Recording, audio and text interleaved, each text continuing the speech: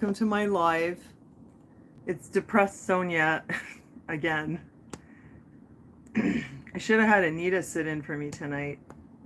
I'm just trying to fix the angle of this thing. You ever have those days where you feel like nothing is working right? Like everything you touch like breaks or falls? I can't even get this tripod to work properly. Hi, Blue Flyer. Sorry, hold on a second. I'll make myself quiet here. Let me see if I can fix this first of all so that I don't have this like super wonky setup. What a disaster. How are you guys doing? I got news for you though about Gunner School. It's really not good. Cover my face here so it doesn't drive me crazy. Oh, hi Kristen. How's it going? How's it going in Toronto? Did you guys get the smoke? We got a lot of smoke here in Quebec this past week because there were a lot of fires. I'm sure you've heard about it. And at first when it started, I was like, what fires? They're happening up north. It's not affecting us. But then we did get the smoke. Aaron woke up the other day. I forget what day it was, but it was a few days ago. And he said, oh, there was fog in my living room because he slept with his door open.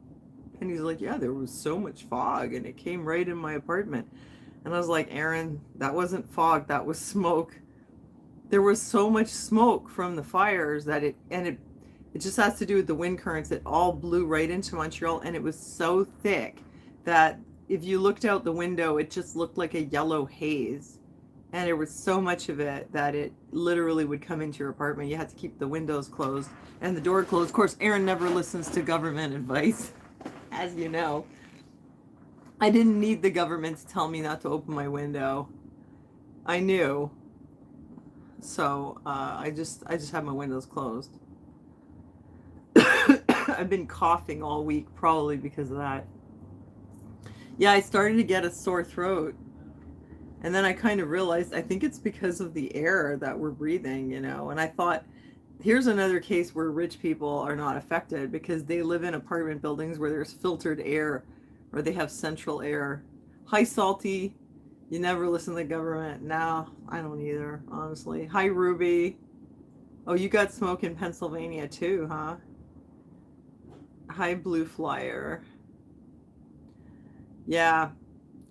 You know, at first I was like, whatever. We have forest fires every single year. It always happens. It's not like it's new. We have them every year, and every year people freak out. Oh my God, a forest fire. Must have been the government, you know? But there was a couple weird things about this one. I'm not saying the government set the fire. Aaron says it's because it's been really dry for a very long time. We haven't had much rain this year, and there hasn't been a fire in that area for a long time. Now, he's not an expert, so don't send me to the meat grinder. But this is what Aaron says, that it was just a combination of overdue for a fire and also very dry conditions. But there was this one guy who was a retired fireman. I don't think he was in Quebec, but he was like right outside Quebec. And he said that he tried to get a group of volunteer firefighters to pitch in because the government keeps saying, we need all the help we can get. Oh my God, the fires are out of control. We need people to help. That's what they say on the news. But then this guy tried to get all these retired fire folks together, and the government's like, no, we don't need you. I mean, really? Can you imagine? He's like, we're firefighters. We're willing to fight the fire. And the government's like, nah, we're good. And then they're on the news, oh, the fire, we don't have any help. But then they wouldn't take the help. Hi, Penelope. The climate is cooling. Well, it doesn't seem like a very hot summer this year. I mean, honestly, I haven't even set up my air conditioner. That's just here. That's just me in Montreal. Last year in May, it was hot. I had to set it up. This year, I haven't even, it's still, you know, got the styrofoam. I have to pull the whole thing out, and I haven't done it yet because it wasn't that urgent. But who knows? And this is up north, so like up north, it's not hot. Anyway, I don't know. Hi, GTO, emergency funding. Yeah, it reminds me of the Bill Clinton Haiti fund. You give money to Bill Clinton. And then they were like, well, we can't really give it to Haiti because they can't be trusted. So Just give it to us. We'll take care of it. And like 10 years later, they're still living in tents. I mean, I don't know. The rich people always just take the money and do whatever they want with it. Hi, Bella. How's it going? But yeah, a lot of people were like, something's weird about these fires. Something's always weird about the fires, but I'd seen some footage of like a guy putting accelerant around trees. Somebody sent this to me on Facebook. Oh, look at this, Sonia. And the guy is like setting fire around the trees. But after I watched it, I thought to myself, yeah, but they have American accents. So this can't be anything to do with Canada, because they were clearly American. It was probably just some old footage of a controlled burn. And that always happens. When there's a problem, people dig up old footage and go, oh, look what I found. Hi, love. Thank you. Thank you. You like my top of my necklace? Well, yeah, I swapped this one out. Like, I've always got my blue Larimar Laura Secord pendant. And look, I'm a big banana today. I found this in the thrift store. I'm wearing a banana shirt. I thought it was kind of punk rock, you know. I never seen anybody walking around with full bananas. Make me feel kind of tropical, you know what I mean? And it goes with all my gypsy jewelry. So yeah, I'm a banana. Controlled burn, out of control. Yeah, it's messed up. It happens all the time. I think one of the worst things that really ticked me off was, it was about 10 years ago, they had like severe drought in Alberta, and I think they were having fires too, as usual. And I just thought, well, come on, you guys know how to make clouds, you know how to make rain. Why don't you make it rain? Make it rain where they need the rain. Oh, they could make it snow for the ski slopes. They could make it stop raining for the Olympics in China. You know, they could do cloud seeding. They could make it rain in Vietnam to make everybody miserable. Why don't you go make it rain in Alberta? Why don't you put your powers for the use of the benefit of mankind? Why do you have to do something evil with it? Is it an amber necklace? Hi, Lorraine. Yeah, it is. I think I got this one in Poland. Look, I'll give you a better view. It's pretty cool. I have a lot of these like little rocks type jewelry, you know, nothing too expensive. Just because I like a little color. And I can only wear this wire with like one little thing. It has to be very light, otherwise it hurts my thyroid. Thanks, Bella. I'm glad you guys like it. And this is the bracelet that kind of goes with it. It's the same amber. I think I got all this amber in Poland. They have a lot of amber out there. I'm pretty sure that's where I picked it up. And I also got this ring. I think this is a moonstone, but they had these, they had this like bracelet that was made out of salt from the Wieliczka salt mine. I got that bracelet in Poland. It fell off my wrist one day. And then when I was in Rome, I found another one that looked exactly like it, like the one I bought with my father in Poland, but it wasn't salt. It was, you know, some other crystal. And that one fell apart too, but I didn't lose it. It's around. Well, thanks you guys. I'm glad you like it. So as the title of this live says, thanks, love.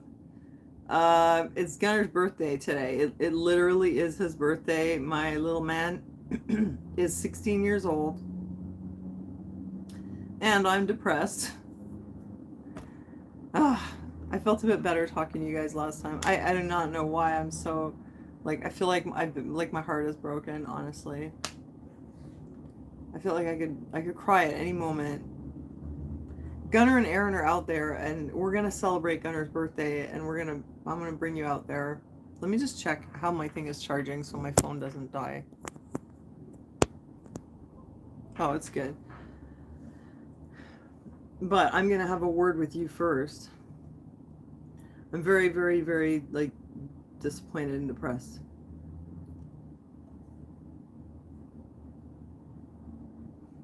Honestly, I feel like I've tried so hard with my son, you know? I've tried so hard. I've done everything I could. I remember, like, when I put him in kindergarten, like, from the beginning, they couldn't get anything done with him at school. And they would send all the work home and I would stay up late. Like all my evenings were dedicated to getting him caught up on what they were supposed to do at school. And every year they moved him. The school board would always give me this rap about how this school is not able to meet his needs, but we're going to put him somewhere else. And I can't tell you how many times I've heard this and how many times he was moved. The French school, then he was at the English school and at the day program in the hospital, back to the English school, back to the day program at the hospital.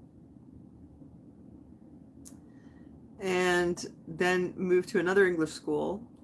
They couldn't handle it either. He was there 2 years. He went to the autism classroom at Roslyn. Oh, it's an autism classroom. It's got to be good. It was horrible. He was only there 3 months. I had to take him out. Then I homeschooled him for 3 years. Then, and honestly, I think it was the best thing I could have done for him. I honestly think I saved his life. If I hadn't done that, it would have been really bad. Who knows? Somebody would have gotten hurt. Either him or someone else, but it wasn't looking good. And I had to do that. And then he went to this school, James Ling, and he was there for 2 years and it was going okay. Now this year they moved the autism classroom and the school board sold me on it. They're like, this is a special program for kids with autism. They sold me on it. I told them, I don't want to send him back to school if they're just going to kick him out after a couple of years. Oh, no. That's not going to happen here. They're specialized in dealing with children with special needs and with autism. So I said, okay, I'll take a chance. I sent him there, and the first couple of years, it was hard. Like, he had trouble getting out of the car and being there, but he managed to get through. He passed. I was very hands-on with him, though. I had to make sure all the stuff was done. Like, the teacher he had the first year, her name was Zandra. She was good. And there was a lot of communication between her and me. And whatever didn't get done, I would make sure he got it done. And the second year, he got through it, and it was okay. And then this year, they moved the classroom from the library to another room. Bad idea. I know that they do not consult autistic people when they do these things, because they moved it to a room with really bad acoustics. That's a big mistake.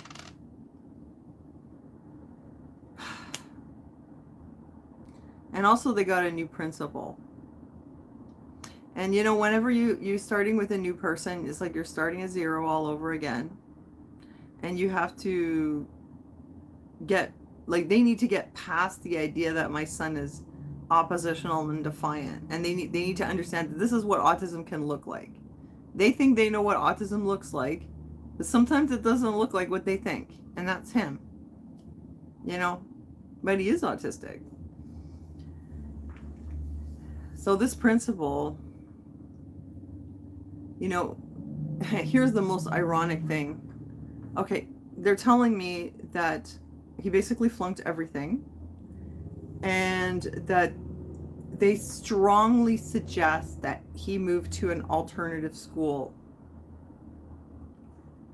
And I looked at the thing, and they're, at the site, they're talking about this school can help him with his self-esteem. He doesn't have a self-esteem problem. That's not his problem. And his academics. And I said, well, his academics is not a problem either. In case you don't remember, he was on the honor roll in the first session. And they're like, yes, but he's failing everything now. No, it's not academics. That's the problem. And I pointed out to them. Oh, they're like, oh yeah, because, he missed a month of school because we were in Europe, right? And he got off to a bad start, and that's why he's not doing well. And I told them, yeah, well, the month that he missed, that was the first session when I tutored him. He actually got on the honor roll. So it couldn't have had anything to do with the fact that he missed school. Like, what does that tell you? He was absent for an entire month, but I had the material and I was tutoring him, and he ended up on the honor roll. So A, it's not academics, and it's B, it's not because he missed school. The second semester, my health was so bad. He's 16 now, by the way. My health was like getting really bad after Christmas. And it got to the point where like I couldn't handle the like waking up early in the morning and driving him there anymore. It was like I just couldn't do it. I mean, technically I probably could, but I probably would have gotten really sick or had a breakdown or ended up in the hospital or something. I mean, could I have done it? I don't know. I think that I was really at the point where I was breaking, you know, because of my own health issues plus all this. So, Eric, no, it's not that. So, second semester, I was bringing him in, but I was bringing him in late, and I thought, well, he must be getting his work done because I don't hear anything from the school. And then, like, halfway through, I'm like, well, I know he's late a lot, but I guess is he keeping on track when he's here? And they're like, oh, he doesn't do anything when he's here. Really? He doesn't do anything? What's he doing with you then? Like, what are you all doing, you know? Sorry, I'm like kind of not reading the comments at the same time. Happy birthday. Does somebody have a birthday? Happy birthday, cats and dolls. Sorry, I'm just catching up with the comments. Anyway, it turns out he hasn't been doing anything and he's completely screwed. And they're like, well, we could still turn it around.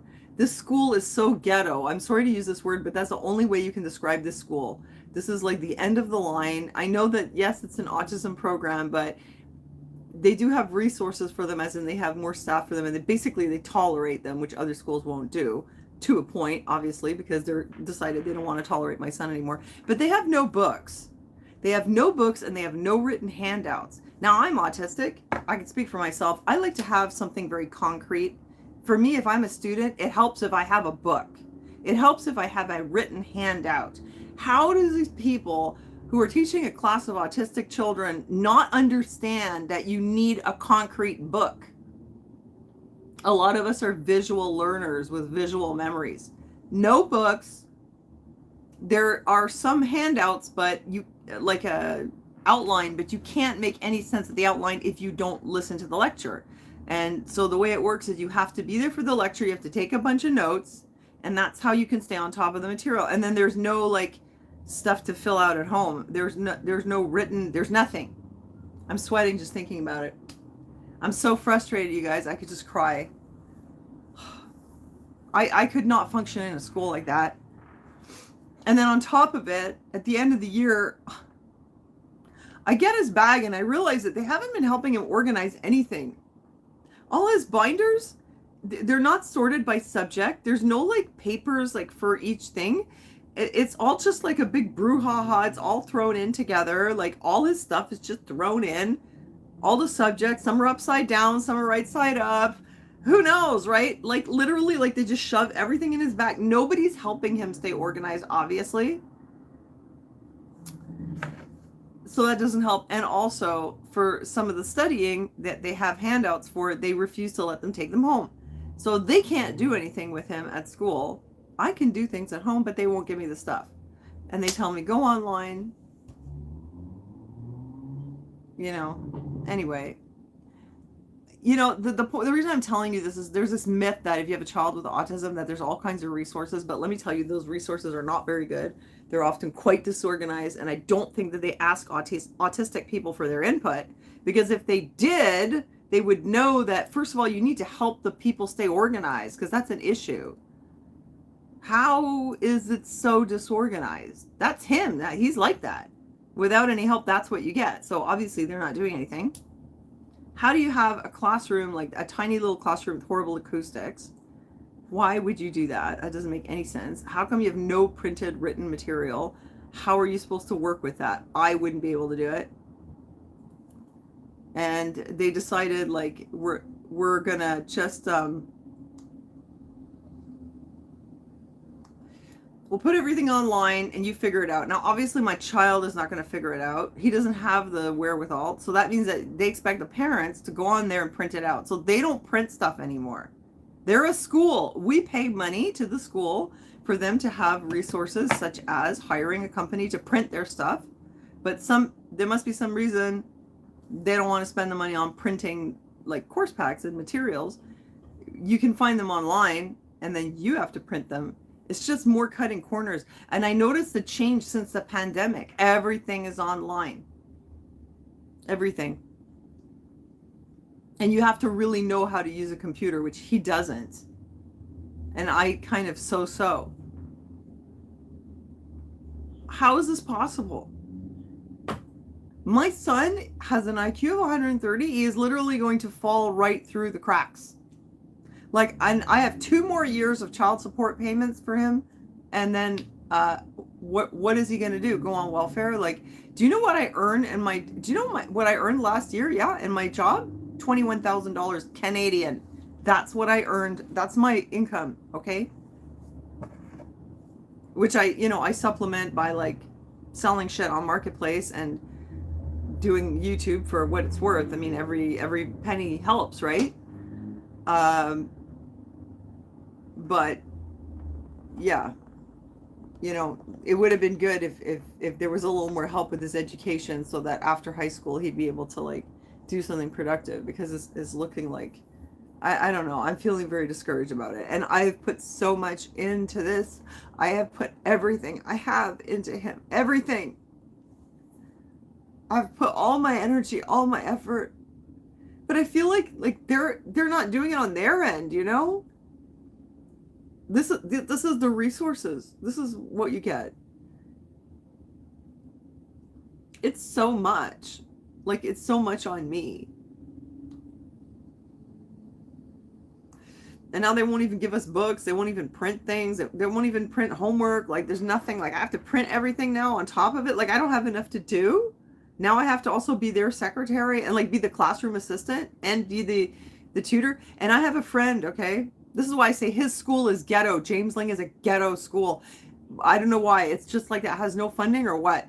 Because I have a friend whose daughter goes to Westmount High, and that girl developed a really bad anxiety disorder because of the pandemic. And she was not able to go to class. This girl has not even set foot in the school all year. And she's passing because she was given a tutor. They gave her an online tutor. So I do not understand. Is there this thing like, because my son is autistic, he's a write-off, he doesn't get a tutor? Her daughter, who's a normal person, who was doing well until she developed like agoraphobia because of the pandemic, she gets a tutor like full time to get her through all the stuff. Her mom doesn't have to, dig up all the stuff and print everything out and tutor her herself. Her mom is working. The girl gets a tutor. Where did this tutor come from? Because I talked to Gunner School. Hi, Vidra. Hi, everybody. I talked to Gunner School and I said, my friend's daughter who developed an anxiety disorder just during the pandemic, she has a tutor and she's keeping up with her work at home. Can Gunner have a tutor? And they're like, we don't provide tutors. We don't do tutors. So I don't know. Is it because his school is in St. Henry and hers is in Westmount? That's why I say it's ghetto, because I think that the Westmount school has a lot of donations, but they wouldn't take a child like mine in Westmount High. They wouldn't take him, even though we live right next to Westmount. Like, it's practically our neighborhood. Well, we're in the border of Westmount. If he went to Westmount High, it'd be like a 5-minute walk. But what do you mean salty? I went from 17 to 77. I don't know what you're talking about. Oh, somebody sent me a heart. That's cute. I didn't know you could do that. Thanks. Don't stop telling me to move out to the sticks. Okay, you take Aaron with his wheelchair and all his special needs and his bathroom adaptation needs and all his home care stuff, and you move him to the sticks and you see how that turns out.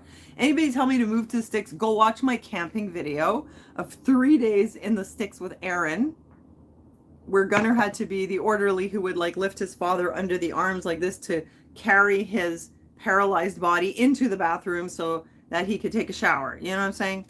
Like, please. It's not, what do you call it? It's inaccessible enough in the city, you can imagine in the country. Oh, hey Kanga, how are you? Hey, look at all the little hearts. Where'd they come from? Aw, I didn't know that hearts could happen. That's so cute. Thank you. Aw, I love you guys. A little flood of hearts. Well, yeah, I came on here because you guys, I need prayer. Oh, there was 100% too. Awesome.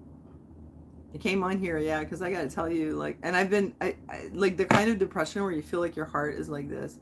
Like, I know my son has problems, but I don't want him to have a shitty life. Like, my parents had money. Like, I was raised, privileged. Like my father owned a restaurant. You know, we had a nice apartment. You guys have seen. We had an apartment. We had a country house. We had access to. He paid for my tuition, university. I could go to university. That was not a problem. We had that kind of funding. My mother could have whatever she wanted. And I've been seriously downwardly mobile. I think a lot of it had to do with my disability. Like, no matter how much education I get, I'm so fucking autistic. I'm telling you, I have so many problems. I get burnt out so easily. Like, I am a hard worker, and I'm entrepreneurial, and I'm a hard student and everything. But I work hard and I burn out. And I run on adrenaline, and I can't sleep, and I become like unable. I have limitations, you know? And like the whole YouTube thing was just a fluke for me, because I just started making videos randomly. It was very easy, and it worked for me, and I was good at it, and it was cool, and I was able to earn a little extra money that way, and that was great. But I mean, that doesn't last forever. And oh my God, speaking of YouTube things going wrong, you seen what happened with Colleen Ballinger? That was Miranda Sings. Now, like, she's totally gotten, like, she went to the meat grinder over some crap. You know, I mean, things happen, you know. I was lucky that happened, and I'm still lucky and blessed to have you guys here. But on the other hand, like, we need money, like, that's another thing. And I don't have the kind of resources my parents had, you know, for Gunner. Like if I had the kind of money they had, he would be in a private school, or I would hire tutors, you know. But we don't. Like, we have some resources, but we have to budget them. Like, I drive a car that looks like it's destroyed, because I can't spend the money on the car and my teeth. Or I can do the teeth, but then not the vacation. Or, you know, I could do the vacation, but then not Russian lessons for Gunner or whatever. You know what I'm saying? Like we have some things that we do, but most of the time, there has to be a choice. Recently, the choice was Aaron. He finally got a partial. He got all the bottom teeth for the first time that I've known him in like 20 years. So, you know, I mean, I feel bad for Gunner, because, like, I know what it's like to be, like, well off. I know what it's like. I know it doesn't buy happiness, but that's for sure. But I know what it is to be able to say, yes, you can have your teeth fixed, and you can have your car fixed, and you can pay for your tuition, and you can go on vacation, and you don't have to live in a shoebox. I know what that's like. I know I've lived that way. And I also know that I've been so poor my whole adult life. And I've always been such a hard worker. And I went to university for so long, and I just worked my ass off. And yet, I'm always like at the poverty line. I just want my son to have a better life, you know? Like, it's weird, because it's like my parents were like this, and then I'm like down here, and I want to bring him up, you know? Because I said, well, I have a disability, and I didn't get the help and support that I needed so that I could have, like, stability in my life. And I want my son to have the support. So I've always been really supportive, and I tried to help him with the school, but in the end, it's like, it's just too much on me.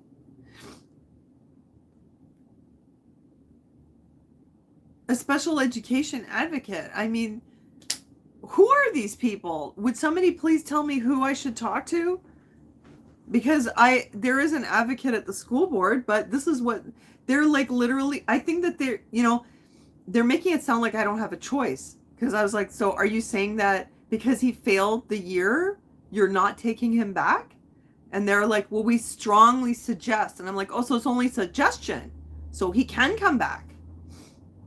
Because they're making it sound like this is what you have to do. But it's like there are few options. And if there are resources out there, I don't know what they are. I mean, the school board knows us well. There's an autism consultant at the school. I don't know what else. I don't know who else can help us. And anyway, what am I fighting for? For him to stay another year in the ghetto school that's totally disorganized and doesn't serve him well anyway? What for? Because you know what the alternative is? And this really bothers me. Options. How did you know, Sandra? Did I mention it? The school is called Options. And they told me, oh yes, it's really good. And they have smaller classrooms. You tell me about Options, Sandra, please tell me. Give me the 411 because I looked it up and I can barely get any information on this school. Well, Sandra, please tell me the details because they told me that they want to send him there. And I looked at it and you know what I gleaned from it? They said students with learning disabilities that have led to behavioral problems. I saw, first of all, learning disability. My son doesn't have a learning disability. He's gifted. Okay, so, and what behavioral problems? Are you talking about children that are like, they're not able to read or they're intellectually impaired and they're aggressive? Is that what you're talking about? Because that's not my son. He's a good kid. You know what I'm saying? Like, he has like his moments where he kicks off at home, where he's grunting and, you know, he's struggling, but he's not aggressive. Like, he doesn't have what I would call behavior problems in the sense that the schools use it. Like, yes, he doesn't do his work. Yes, he doesn't do what you ask him to, but he doesn't. Teenagers can do a lot worse, you know, stealing, acting out, being disrespectful, being aggressive, you know, he doesn't do any of that stuff. So now I'm supposed to send him to a school with a bunch of kids that are learning disabled, that have behavior problems. What kind of an influence is that going to be on him? You know why I'm scared? Because my parents, okay, I was a good student. I was anorexic, autistic teenage girl. And they sent me to a school with a bunch of screwed up kids. And actually, it wasn't a very good influence on me.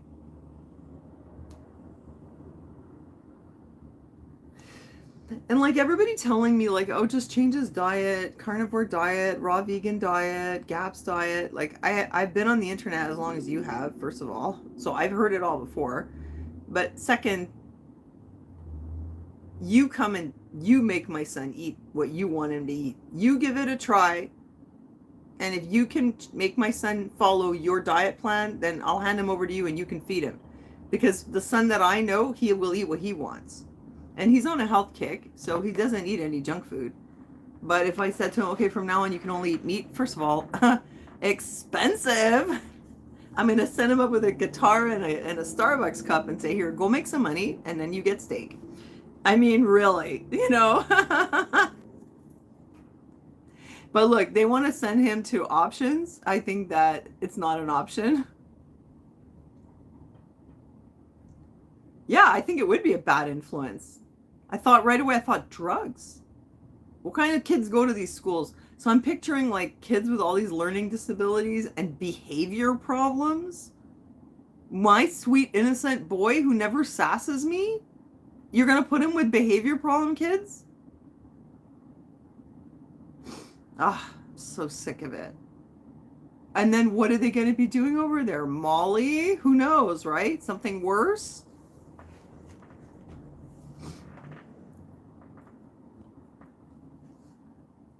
Yes, autistic kids are picky with food, and you wouldn't believe how many dinners I've made, I put in front of him, and he just doesn't eat it. So please, don't go there with the diet stuff.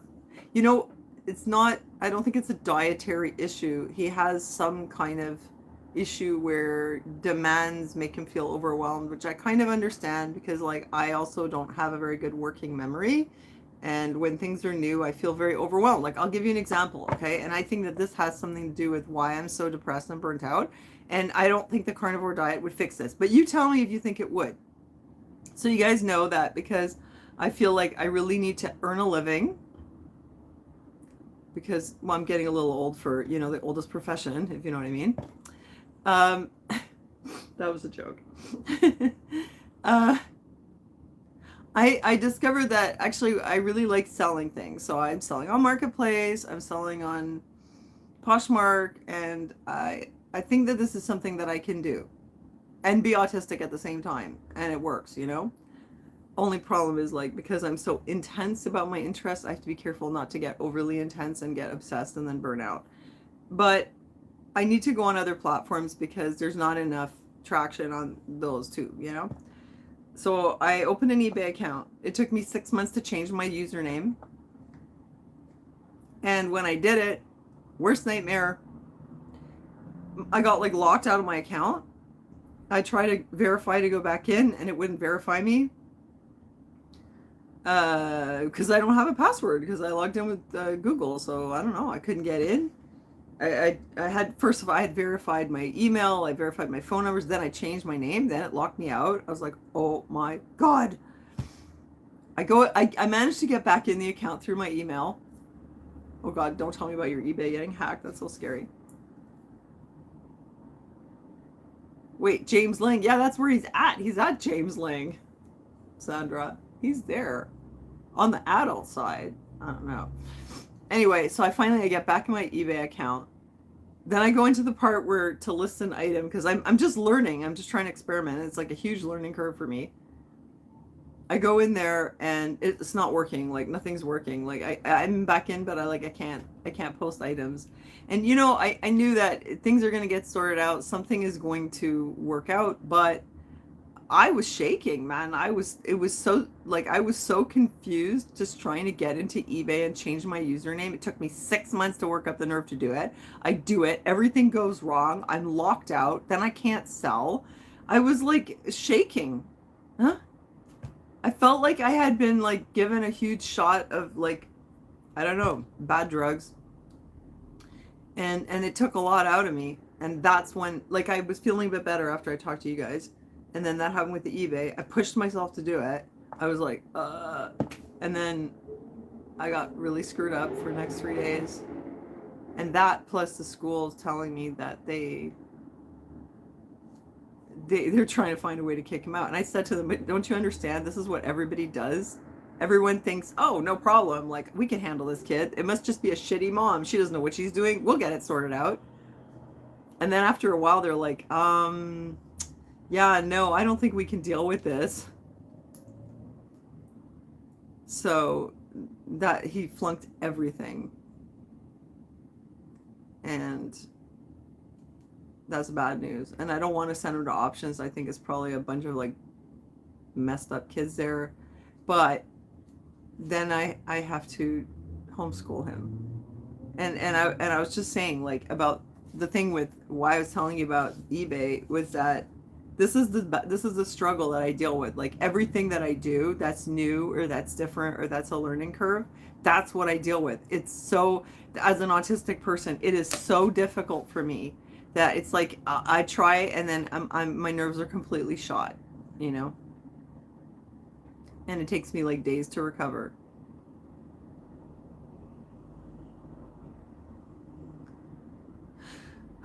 Oh, that happened to you with Facebook. You can't get in. That happened with Aaron too. And he couldn't get in and he couldn't remember his password and the email that he used was like no longer functional. Oh, and it was on a post-it note. Yeah, Aaron's too, and I couldn't find it. He got locked out of 2 Facebook accounts. It gives me a lot of stress because I think I got really traumatized when he got hacked. But anyway, like I have a lot of problems with trying to do something to make a living. Like I can clean, I can do home care, like that's one thing, but I deal with chronic fatigue, so it creates a problem, right? Like I'm trying to stay afloat, you know? No, I don't want to cart all my crap to the flea market. It's complicated, and plus like people need me. Like don't forget I'm taking care of all these other people. Like it has to be something that I can do it from home and I can do it on my time. That's why it's got to be online. Because Aaron needs me and my mother needs me and Gunnar needs me. So I'm really trying to find another way, you know. But anyway, I was telling you about my problem logging into eBay, but like that's got nothing to do with the carnivore diet. I mean, seriously. That's how. And then you said live sales. I don't know about what's whatnot, but I can do live sales on Poshmark, and I think I'm gonna have to. I have to find something where it's like actually working. Otherwise, I have to go do more home care. But like I say, then I go in circles. I'm like, yeah, but the fatigue and like I have back problems because my spine is like partly dislocated. I have limitations. Like, how am I going to work around this? Is there a trade school? Yeah, you have to have high school though, and he's flunked grade 10 right now. Anyway, it's a bit. I'm trying not to let everything overwhelm me, but I think that the most sad part is being told that he is flunked, and not only that, but that they want to literally kick him out of school. Etsy is very cool, and that's interesting. I need to get on there. Yes, time consuming and little payoff with few exceptions. I've heard that too. I just figure if I spread myself around, something's got to happen. I mean, I have to give it a try. Like, you know, I can't say, oh, well, it didn't work if I didn't give it everything I had, you know. So I'm trying. Because what else am I going to do? What am I going to do? I'm like halfway unemployable. Plus, I have all these people who need stuff from me all the time. Yeah, I paint. I don't know if I'm a very good painter. I painted that. You guys have seen it, right? I'll show you. I did that portrait of my mother. It's up there. But I don't paint like that all the time. I mean, I can paint. But I stopped painting because I just end up with a lot of paintings. I can't get rid of them. I don't know how to sell them.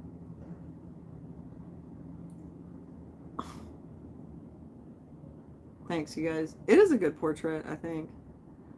I'm not going to start painting for a living, but I don't know. I just, you know, you go to art school and you learn how to paint. You don't learn how to sell your stuff.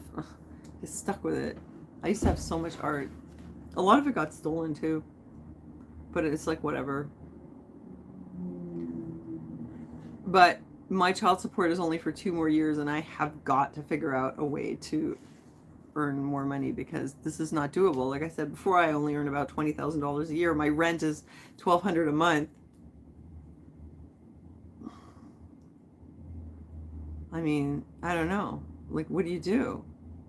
What do you do when you're me? You know, I'm not a candidate to like work in an office or work somewhere. I've got so many problems. Like, I can't function at that level. Thanks, Kanga. Sell my art online. I don't know. Who's going to buy it? Where online? Sell it on eBay. Somebody want to buy a portrait of my mother? I don't want to make art anymore anyway. I made a ton of it. And I just ended up like, I don't know, I lost it. Or it got stolen. A lot of it got stolen. It was at my parents' country house and it was in the barn and people just came and stole it all. I just didn't feel like starting over. I have a little portfolio with my watercolors. Everybody keeps saying sell it online. Where? Who's going to buy my art? Online? Well, okay. Anyway, all these things, it's just like a huge learning curve every time. But I wanted to tell you, yeah, I'm like depressed. Because I wanted Gunnar to stand on his own feet. I wanted him to get through high school and stand on his own feet. Now it's like, you've got 2 years left. And then when the child support is cut out, you need to bring money into this house. Like, we can't live, like, I'm not going to have, like, he's paying for himself right now because he gets child support. I'm not going to have the means to, what, feed you? Pay for stuff? Like, where's it going to come from? So he's either going to have to find a way to, like, make money or he's going to go directly on welfare. Which is, I didn't want that. I wanted more for him. But I'm annoyed that their solution is send him somewhere else. You know, once again, pass him like a hot potato. So, and the other thing was his friend that his best friend decided he didn't want to be friends with him anymore. And so all of Gunnar's friends were sort of connected to that friend. So today's his birthday. He doesn't have any friends to celebrate with. Start a subscription Discord server. I don't know anything about Discord and art and stuff on Discord. Like, that's a thing. Like, I'm like way behind with like how to use these platforms. Anyway, I'm kind of obsessed with clothes right now. So I did have some sales on Poshmark. But not that many because like I'm not sourcing stuff. I'm not like going to thrift stores and like buying it. A few things, you know, but mostly it's just my clothes and it's my mother's stuff and whatever I have around the house, you know. A subscription Discord server, sell your art on a t-shirt. Okay, I wouldn't even know where to start, but yeah, okay. Oh yeah, you'd commission me to do a painting of your dog, Kanga? I don't know, it might turn out really good or it might be complete crap. I'm not sure. Yeah, fairy bells. Yeah, they talk about diversity, inclusion, but sadly, autism and mental illness doesn't seem to be included. Well, it's true. Like in the end, nobody wants to deal with you. You know, an employer wants someone who's just going to do their job and make money for them and not have any problems. They don't want to deal with all your crap. And the school doesn't want to deal with it. Like Gunnar wears people out. You know, he can't help it. You had to homeschool. I did it already. I did it for 3 years. I was finally feeling like I'm starting to get my life back because he's older now. He can go out by himself. He's more independent. I can leave him here. And now I have to homeschool him again? Can he earn money playing guitar in a band? Well, he could, except that try to get him to work with other people. Like Aaron wanted him to go out busking with him. And he said, like, you just have to have a list of songs and you play the guitar and I'll sing and let's just try. And that was supposed to be a summer job. But like it's already, you know, at the end of June and he hasn't learned any songs to play with Daddy. He doesn't take any initiative. Can he get his GED? Well, he can if he studies for it. But I mean, I'm telling you, like he doesn't have the agency or the initiative to like get anything done. Like I know my son. Like, I mean, all those things require you to have some wherewithal to get from point A to point B. You know. Oh yeah, affiliate marketing. I know, and a lot of YouTubers do that too, but I'm like, I don't know how to get that happening. How do you get it to happen? I don't know. I need a manager. What does Gunnar want? I don't know. I think he wanted to pass his year and he didn't want to get kicked out of school. And you guys know we've been through a lot with this. He's been through so many schools. And like, how is it possible that after all this, well, we got through grade 9. But my son having a grade 9 education, like what a disaster. Like I just want so much better for him. I don't want him to be like stuck like me, like, you know, like he grows up with parents that are disabled and always struggling financially. I don't want him to be like that. I want him to have like a decent quality of life.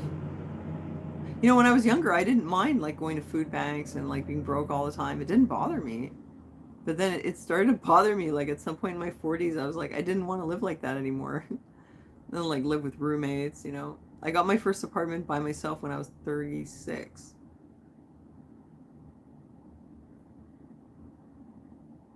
Okay, bye Lorraine. Leroy Laren. Nice to see you. Can I give him a homeschool diploma? Yeah, I guess. I don't know how that works. Like nobody tells you these things. I don't know how it works. Can I keep him home and let him watch YouTube and then make him do quizzes from Quiz and then make him write his exam? Yeah. Ask Jesus. Yes, of course. I can ask Jesus, but I can still be like really seriously disappointed in the educational system. And I'm not happy to hear that he flunked everything. How is that part of God's plan? Seriously, yes, I'm at a low point with that. How is that part of God's plan? Unless my plan is for us to be cursed. I don't mean to sound negative, but seriously, like, I feel like, do I have a curse, you know?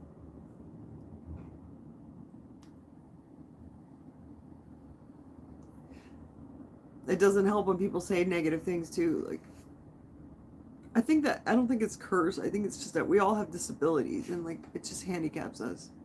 Disabilities, there's not a lot of support. And I feel a lot of pressure on me to hold a family together and to like provide financially, and I work so hard and then like the payoff is so small with the finances or with Gunnar with his education. Like chelation is not going to fix his educational problems, and it's not going to fix our economic problems either, you know.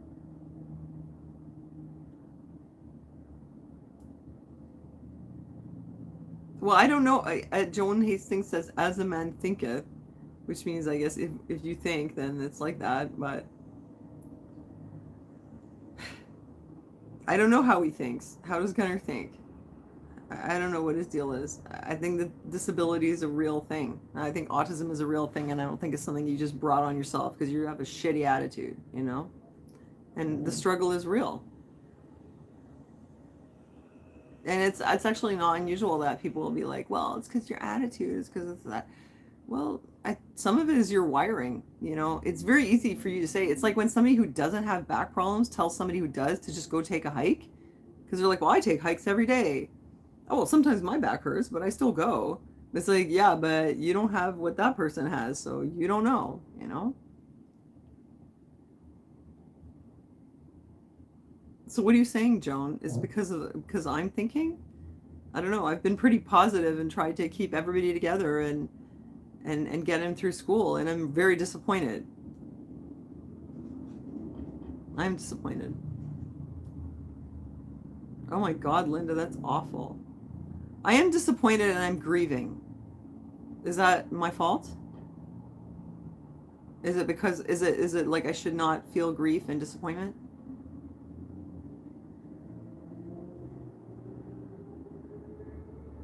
You know? Because I go through all that as well, blaming myself. But I feel like I'm maxed out. I keep trying and trying, but it's like the harder I try, like the more I burn out. The school issue, okay, Joan, you're gonna have to just tell me in plain English because I don't know what you're talking about. The school issue. I mean, in my heart, I think probably the safest thing for him to do would definitely not go to options. There's no way. I have a bad feeling about that. I do not want him to be with a bunch of bad influence kids. Oh, is there a way? You know what? Hi, Rose.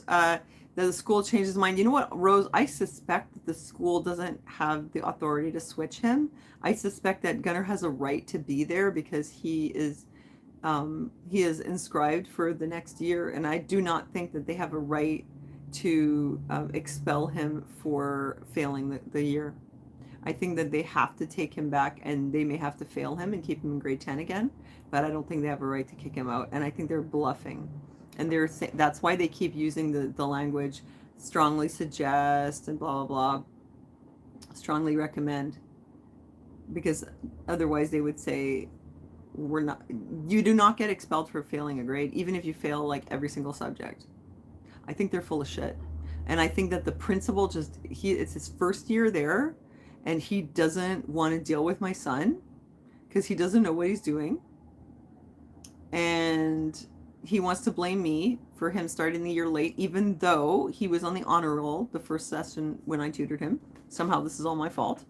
Even though I've told him that I couldn't drive him in the morning because of my health problems, even though I had asked for a bus service, they had denied it. They finally gave it to me after my surgery. For all that, he doesn't want to just admit, like, your son's a pain in the ass and I don't want to deal with him. And he's trying to trick me into accepting a change, and I will not accept it. Screw that. I'm not doing it. He's either going to go back to James Lang, and come on, like, it's not only about academics. This is a kid who's been switched around every single year. He needs to have friends. He needs some stability. Who is the principal? Sandra, I don't know if I can say online, like, I don't want to get sued or whatever. Go look it up. James Lang High School. Go look it up. You'll see for yourself who the principal is. Centennial, exactly. You got the money, you can go to Centennial. And there's Vanguard, and there's all these different schools. Yeah, you got the money, you can go wherever you want. You can pay for help. We don't have that, so. I mean, it just kind of really shows me, though, like, you know, if you start out with disabilities, but then also you don't have financial means, like, it's just going to send you, like, further down. You know, there's so many things that are like that. It's very difficult to, like, come out of it. He's cute and could model. You know, he can do a lot of things. The problem is he's not cooperative. That's the problem. You know, you can look cute and be smart, but if you don't know how to work with other people and you can't cooperate, it's a problem. Oh, Hydro Basil is homeschooling 16-year-old autistic son since the beginning. Sometimes I get so overwhelmed with worry of his future. Hmm. Well, I mean, I wouldn't say exactly that I worry. I'm disappointed really just right now. I mean, I'm not getting so far ahead. I have a friend who has a son who's very similar to Gunnar, and it was also like very smart, very talented, good looking kid, but just not able to function. He ended up getting a job as a dishwasher, and she set him up an apartment, and everybody was like, well, there you go. He's got a job, he's got an apartment. He wasn't able to take care of himself. He like all his teeth rotted, all of them. She had to spend $20,000 to fix his teeth, then they all rotted again. Like he just couldn't take care of himself. And the place was an absolute mess. Yeah, for sure he's got talents. No, but that's the thing, like with autism, you can have like a ton of talent. I mean, look, you guys, I mean, I painted that. Where is it? Like I did paint this painting, right? Like I also have talents. But there is also a disability side to it, such as that I had basically a nervous breakdown trying to log into eBay. I mean, you know what, when something gives you that much stress, there's only so much you can take. Like I'll go forward and I'll do some of it, and then I'll just like back off because I feel like I'm just gonna like, I don't know, like have a complete breakdown. So I think it's like that for him too, you know. Well, thanks you guys. Thanks for the compliments on the painting. I think it's just like that. It's like there's something about you that everything is just hard for some reason, and your nerves are easily shot, you know. I mean, you guys know that, like, I think for an autistic person, I have a very strong character, first of all. Haven't ended up in the loony bin yet. I've kept a roof over my head. I managed to, like, manage my money carefully.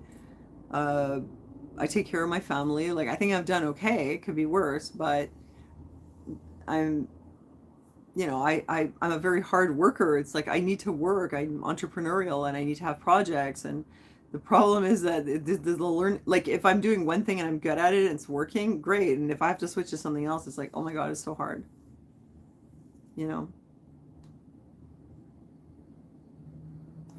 And Gunnar, I mean, he's very talented musically.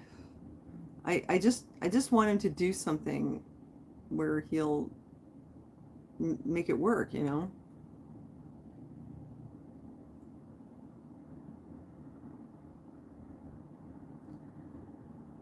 So anyhow, but it is his birthday and we did want to celebrate, but I had to tell you, so yeah, bad news, like he flunked everything and they want to kick him out of school, but I don't believe them, and I'm gonna call them on their bluff. And the principal said to me, oh, thanks Rose. The principal said to me, oh, you can pull him out in the year, because I thought that to homeschool him, I had to pull him out before the start of the year. So it's like, wait a minute, are you saying that like I could put him back in? You're gonna take him, right? I'm not taking no for an answer. He's gonna stay at your stupid ghetto school because he knows people there. This is his place. This child has been moved around every single year since kindergarten. I'm not letting this happen anymore. I mean, I could like put more work into trying to keep him afloat with his homework. It would be good if somebody would provide a tutor, but anyway. Um, and then, you know, if I really have to, I'll take him out, but I'm not gonna. He wants me to either just take him out now or put him in the other school. I have a bad feeling about options. I think they're gonna be a bunch of druggies over there, you know? And I don't think he has a right. Otherwise, he wouldn't have said, we're not taking him back. It's public school. They can't just like not take him. And why would they send him to such a stupid alternative school with a bunch of people that are totally not a match for him? I mean, it's a great place to send him if you want to turn him into a drug addict, you know, or maybe like on welfare and work, or maybe like, you know, moving boxes around in a warehouse. I think that would be the place. It's like you get 2 extra years of babysitting. Gunnar's not going to stand for it. Violent kids, yeah. When they say behavioral problems, I think they mean aggression. Oh, screw the principal. He's not going to bully me. Superintendent, I don't even think there is one. The person from the school board was on the line. Ask for a tutor. I already did. They don't provide tutors. Nobody gives a tutor. Anyway, excuse me for being upset. You know, like I know I should be all like radiating positivity, but right now I'm really concerned for him. And I'm exhausted. And I feel like I have to do all this on my own. Like, you see people who have autistic kids online, like autism families, and they've got nannies, they've got tutors, they got special schools, they got all this equipment. Like, we don't have anything. We had some service from the Miriam home. It was great. It lasted for, I don't know, a few months, and then that was it. We were done. We don't have any of that shit. I don't know how people even get that. I've tried the entire time, and at some point I just decided, like, I'm going to stop fighting because he's not going to get it. And me fighting for it is just resulting in, I don't know, it's just more stress and it's pointless. I even just took him out of school. I homeschooled him because I was like, no, I don't want him to be the next Adam Lanza or whatever. You know, I don't want him to go completely around the edge, around the bend. I took him out of school when he was 10 because he was completely traumatized. Programs that introduce young people to the workplace. Well, there are, but like I keep telling you, he's not cooperative. You guys do not understand. He doesn't cooperate with other people. Look, I'll give you an example, okay, at the most basic level. Yesterday, he calls me to the living room, wants me to see him do handstands, but he has a problem with his knee, but he starts doing his handstands, and I'm like, okay, he wants me to sit here and watch him do 100 handstands. But his knee is hurting him, so I said, well, have you ever heard of a press handstand? You can do a handstand without having to like kick up into it if that hurts your leg. And I tried to show him a video on the phone of what a press handstand is. He won't look at that. He will order, like he will dictate, like, you're gonna sit there and just watch. Just look, mom, watch mom, watch mom, watch mom, watch. And he wants me to do it, watch him do it, but his leg is hurting him. But then I'm like, why don't you just look at this? He won't look at it. I can't even get him to look at it.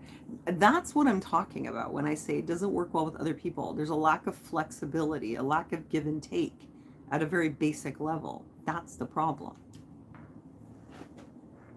People have a hard time with that.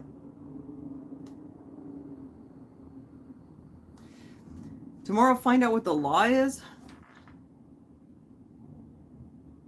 I don't think that they can switch him to the school, and I won't sign any papers, and he's going to be stuck at James Lane. I know they can't do it. I think they're full of shit. I think it's just that principle. It was too bad because the one they had before, she was really good. It just, and that's like, what if I said, well, hey, did you notice this all started when you took over the school? Maybe it's you. Ontario autism funding. Yeah, all I hear about that is like how impossible it is to get. Everybody's always complaining about autism funding. I am getting some funding, which has been really great, that we've been paying his like Acompagnata, what's his name? Alex, that's been really good. But that doesn't solve our school problems, you know.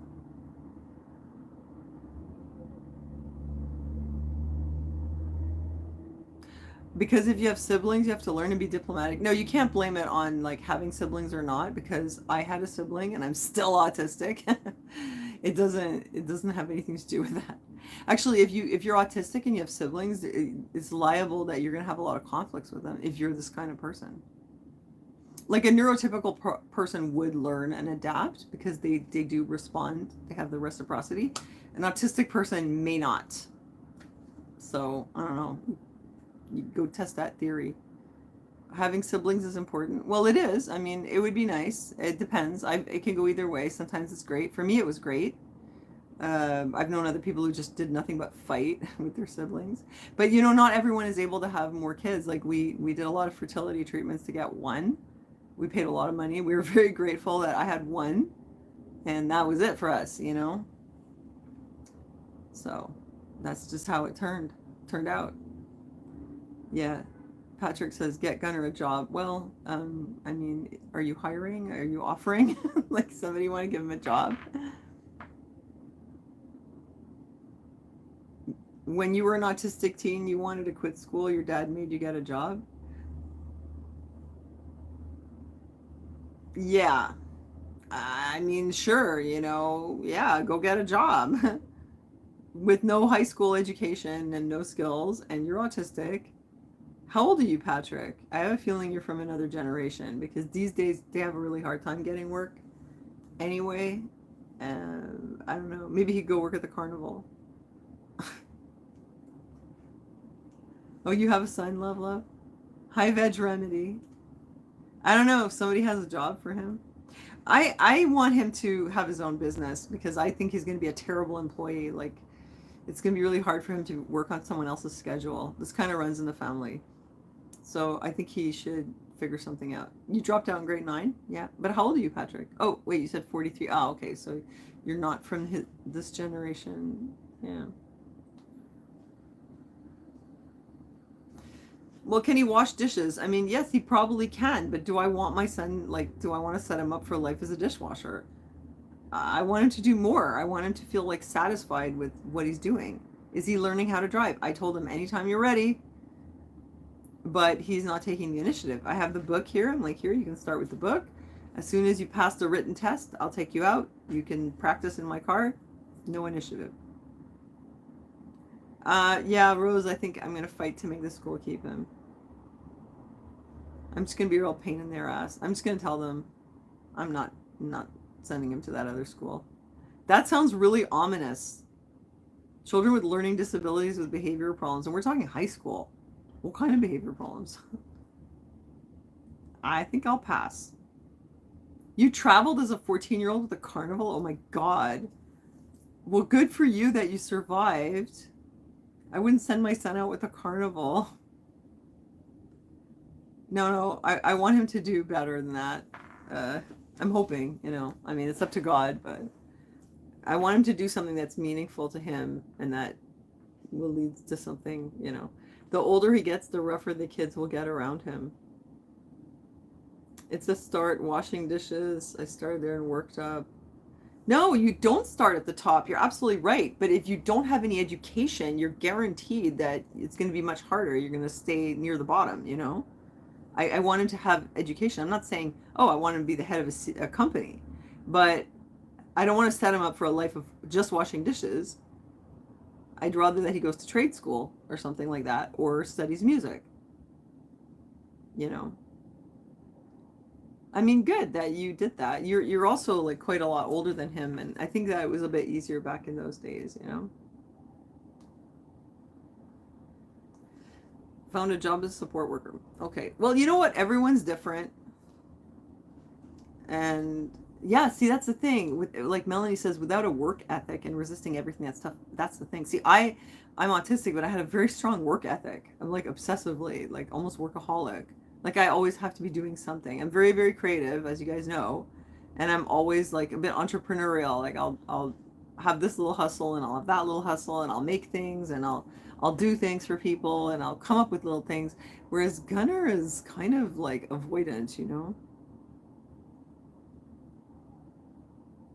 Yeah, it used to be easier to get a job without education. Because the thing with the high school, okay, it's not that you need those skills. It's that they look at you and if you didn't do your high school, they're like, what's wrong with you? They look at it as like a sign that you're not able, Rejected from entry-level fast food jobs for not finishing grade 12. It's insane. Yeah, this is the world we live in now. When I was in high school, I think I could have gotten a job. Well, when I came back from the States, I didn't have a high school diploma. I got a job at Le Rock, as I told you. I got several jobs in different cafes and restaurants and stores, and nobody ever asked to see my high school diploma. But this was like, what? How old am I now? Not 40 years ago, but it was like 35 years ago.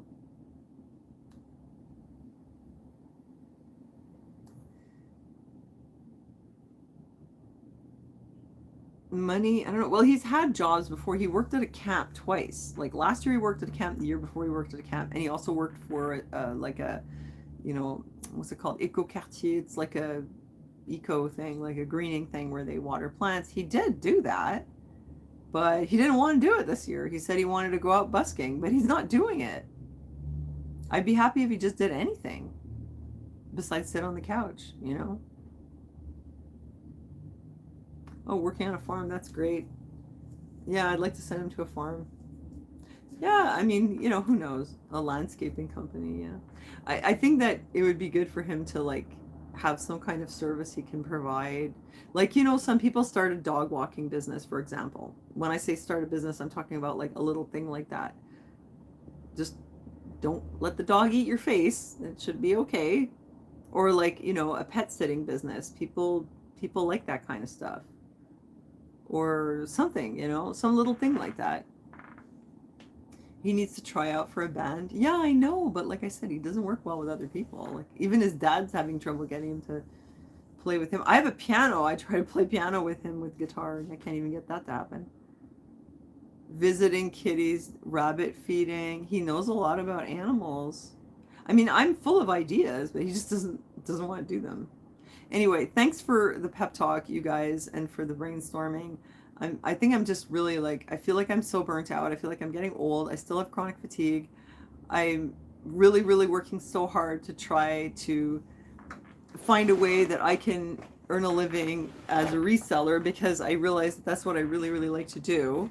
And I'm starting by reselling my own shit. I mean, basically, you know? Um, well, he has discipline. I mean, it's not like he doesn't have discipline. But it depends what your definition is of discipline. With people like this, some things that would work as discipline for others, they just backfire with this kind of person. Hold on a second. I'm trying to, maybe like this. But I'm trying to make it work for me, you know? Like I'm trying to get my stuff off the ground, and I'm realizing I need to learn a lot about a lot of different technologies. I have to do it. Because I'm getting older, right? So like the older and more disabled I get, like the less employable I am. I'm not the only one. There's a lot of you guys in the same boat. I know that my audience is like 50s, 60s, even 70s. And you know, we still need money. Like it's almost like, oh, it's a shameful thing to say I need money, but the fact is we all do. Food is very expensive. You need a roof over your head. You need basic things. Like, thank God for thrift stores. I don't have to worry about clothes anymore. But you know, we need our teeth fixed. It's like it takes money to live. I mean, it's just a fact of life. Oh, I love going to the post office, Kanga. Going to the post office for me is no problem. I live right near the post office, and breeding animals for sale. Oh my God, no, thank you. What a mess. I love animals, but no. No, no, no. I'd be more the kind of person to like take in animals that were already like discarded. I wouldn't create more animals. But thanks. But yeah, I really love mid-century decorative arts. You guys, I have a Bachelor of Fine Arts. Like my whole background is in art. And I have this love of fashion also, even though I just dress like a bum all the time. Because I'm just a cleaning lady, you know? But I do love like quality clothes and certain things, and I really love the decorative arts. You guys know I'm like obsessed. I got a cupboard full of mid-century glass, and it makes me feel so alive. So I was like, I need to find a way to make this work. And I realized, oh, a personal shopper, you know, I'm not sure. I'm not sure in that way. I think I'm better at like finding gems in thrift stores, you know? Oh, I found some really nice things this week. I'm gonna have to show you, because I always show you what I found this week. But I like selling. I like reselling. I love connecting with the customers. I love packaging the stuff. I do really good customer service. I've had really good experiences selling locally too. It's gone really well. I mean, I just haven't, you know, gotten a lot of traction on Poshmark, but I realize what I need to do is live auctions. But it's just like, oh my God, the nerves, because it's just a matter of technology. Like I have all the drive and all the discipline, and I'm willing to learn, and I'm like going through this big learning curve, but I have a problem where I get burnt out really easily, you know? No, I don't want to go animal rescuing. I really want to just like sell stuff in my house. And I want to be my own boss. I don't want to go work for somebody else. I do love rabbits though. And there's a lady who runs a rabbit rescue out in Quebec. And I think that's very cool. But I'm very, very into decorative arts. And I feel like I need to be doing this, you know. And I love doing it. I absolutely love it. I just need more sales, you know, that's it. I just find a way to make it work. You guys know I made all this jewelry. Oh, I made a really nice bracelet. Where is it? Hold on a second. I sold some stuff too, eh? Hold on a second.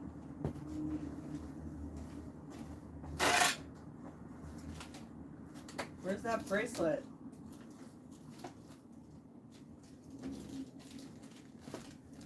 I made this one. It's for someone. And I guess I'm going to get it to her next week. Look. I don't know what you can see or you can't see, but it's really cute. It's like a quartz and jade and gold tone, and then there's a little Buddha on it.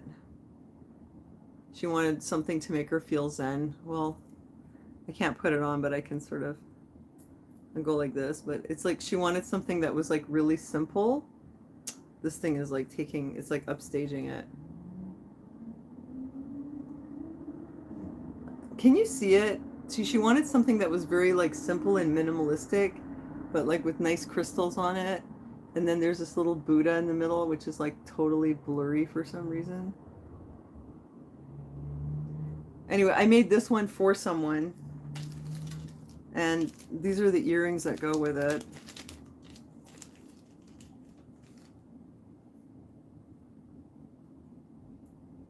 They're just really simple, like drop earrings with quartz and jade. So, and I like the bracelet so much. I think what I'm going to do is I'm going to put it on Poshmark, just list it as like, hey, if anybody wants it, you know. But then I'd have to like make a new one because this one's already sold. But I mean, you guys, I'm an artist, right? That's what I like to do, is like make stuff. Yeah, I have rose quartz too. Now this one is just like white quartz. We're gonna do Gunner's birthday.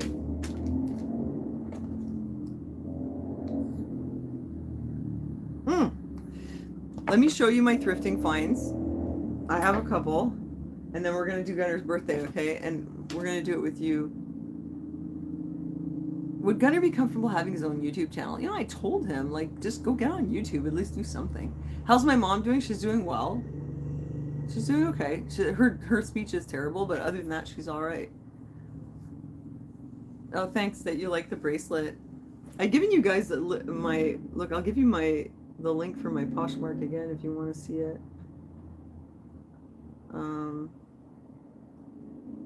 You can see, like, I have a bunch of my jewelry there that I made. Wait, where is it? Here, I'll put it here. You can go check it out. I know you guys are in America. You can't buy it. See, that's why I want to get on eBay, because I could even make things for you. Like if you wanted something, yeah, well, made to order. Yeah, if somebody wanted it with a different color, I could make it. I know, but who's going to buy it? That's the thing. It's hard to find your clientele. I'm trying very hard with Poshmark. I mean, I did get some sales, like, and it's weird too, because like sometimes I'd have like 3 sales on Marketplace and none on Poshmark, or then I'll have like, one week I had like 5 sales on Poshmark. For me, that was a lot. None on Marketplace. The next week I had like 2 sales on Marketplace that were like really old stuff that I forgot about. And then I had like 2 on Poshmark. What did I sell this week on Marketplace? I sold flip-flops. Sold flip-flops. And you volunteered at a thrift store? Yes, I know. Well, that's what people do. Yeah, they volunteer at the thrift store and then they just like, grab all the good stuff before it goes on the shelves. But yeah, that's cool. That's the way to do it. Oh my God, Rosie, maybe you can maybe you can help me with the eBay thing, because you do have my email. I don't know if you have time, but maybe you can just like talk to me, because I'm having a nervous breakdown here. I need somebody to help me. You found a lot of good stuff. I wish you could show me too. You know what? We can actually do lives together. Like I can invite you. But I don't know, like what is your YouTube handle? Maybe we could do that sometime. What am I vaping? Just a regular old nicotine. You're selling survival food. Well, that's cool. Were you like super stressed when you started listing items? I listed my first one yesterday, but I didn't publish it, but I like went through the whole thing. And I was like, oh my God, it's so complicated. But first I had to change my name, have a nervous breakdown. Then I'd get locked out, have a nervous breakdown, get back in, not be able to sell, have another nervous breakdown, get that going again, another nervous breakdown. Then like make my listing, have a nervous breakdown. Copied a Walmart ad, really? Interesting. Huh, you guys are smart. Okay, let me show you my thrifting finds before I do Gunner's birthday. Hold on a second.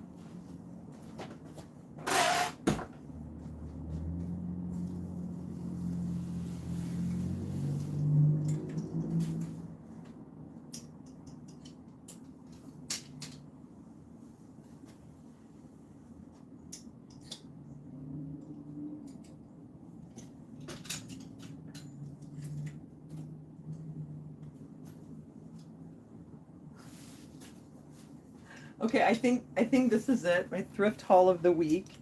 One of them, I'm not sure if I'm keeping it.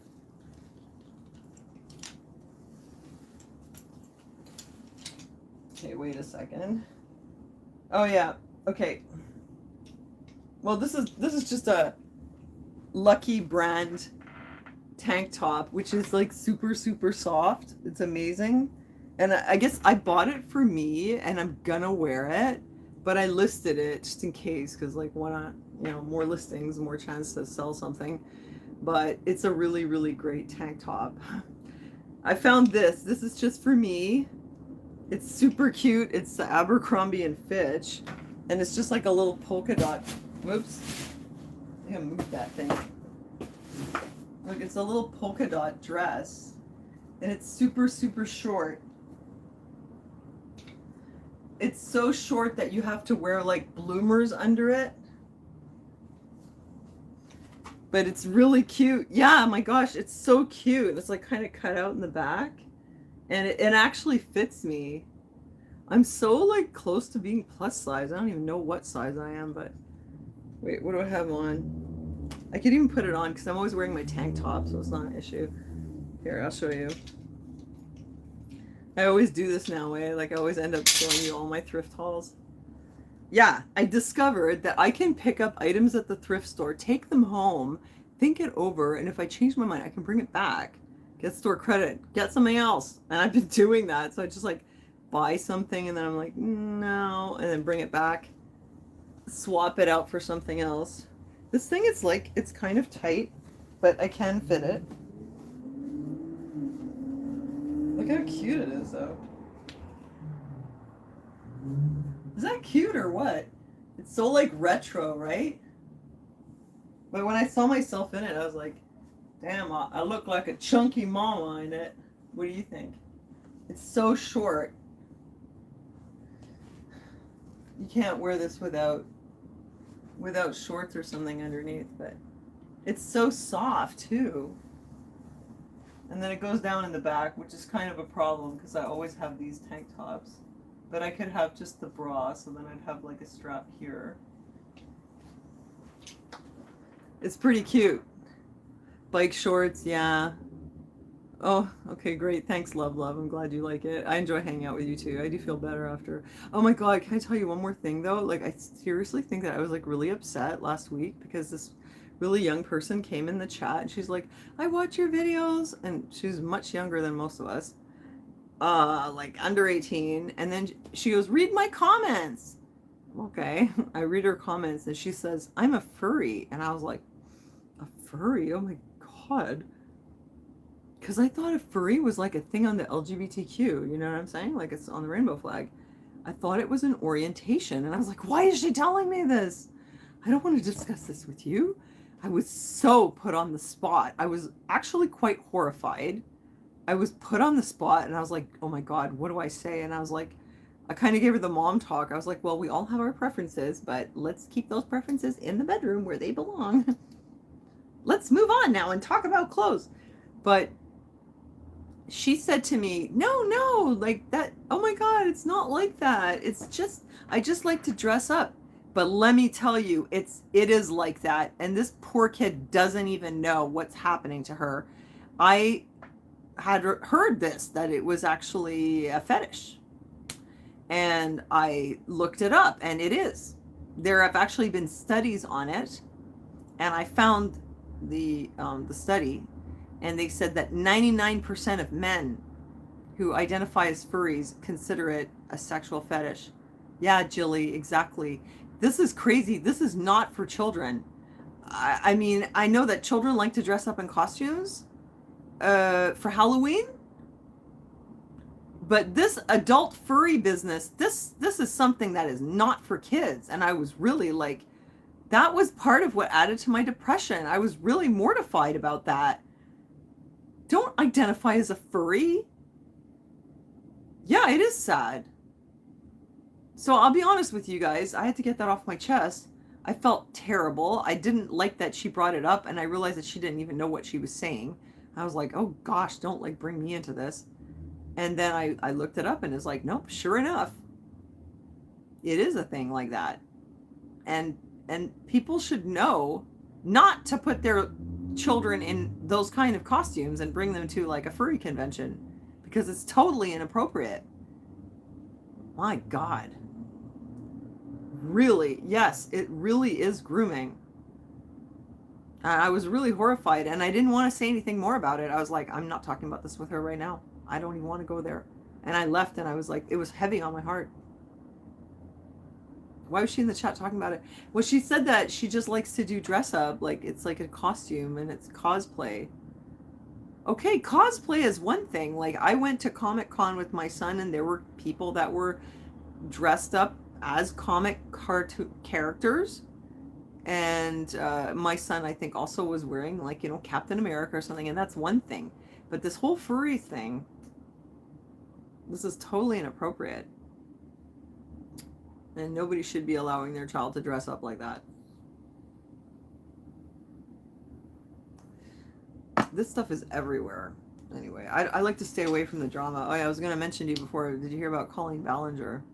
Got caught up in some drama, and then I saw what she'd been doing, and she was talking to her kids that were her fans and texting them and saying things that I guess were inappropriate, but it came across like she didn't understand the difference between herself as an adult versus them as teenagers.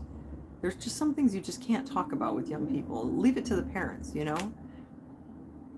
And now she's in a whole mess of, I don't know, like, and it was actually one of her super fans that I think he wanted something from her. I can't remember what the relationship was originally. I think she like made him like in charge of her Twitter, and then he posted something that she was a fan, that she was a Meghan Trainor fan, and she didn't like it, and so she kicked him off and like fired him. And I think part of what's going on is revenge. I mean, that's just my feeling, that this guy was really pissed at her, and so now he's like saying all this stuff about her, but I don't really know the whole story. But yeah, like now all of a sudden Miranda Sings is like a whole big, you know, pervert, and who knew? I think probably it's not like people think, though. I think she's probably just made a lot of really bad decisions. It's kind of, I think just really bad boundaries, like really, really bad. And like she doesn't understand how old she actually is, because she was 21 when she started, and she had a very, very young audience. And I think she didn't understand something, where's the line of what is not appropriate, you know? You could see it, Rosier. I was very uncomfortable. I've never seen anything like that in a chat before. And I was like, oh my God. And the kid didn't even know what it was. Kid had never, she had no idea. She said, no, it's just cosplay. And so I was like, okay, let's leave it at that. But then I went and looked into it, and no, I was right about it. It really is, and it's not okay. Anyway, let's just say that was another thing. Okay, so there's this dress, which is for me, which I'm gonna wear. I feel like I look so chunky though, you guys. I can't lose weight. Okay, let's see what else I have. Okay, I found this one. This one's really cute. I'm gonna put this one on. Was it an adult pretending to be a kid? I don't know. I don't know, and I think that they really didn't understand like the implications. Like to them it was normal. whatever, man. Sometimes the internet is just too much. Let me show you this dress. It's too small for me. It's gonna really make me look fat. But anyway, and especially with the jean shorts under, but I just want you to see how cute it is though.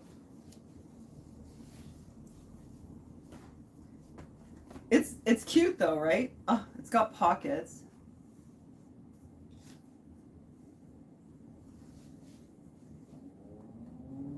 Why is this on the side? There, what do you think? I mean, it doesn't fit me super well. What do you think? Do you like it? You kind of, Blue Flare is like, not sure. I like it because it's kind of like nautical style, you know? But I mean, it would be ideal on someone who would be like about 10 pounds lighter than me. And the back is sheer. It's like a super light material you can see through. It's some obscure brand. I think it's cool though. I mean, the material though, it doesn't fit me properly. It's a medium. I need like an extra large. The material is super, super soft.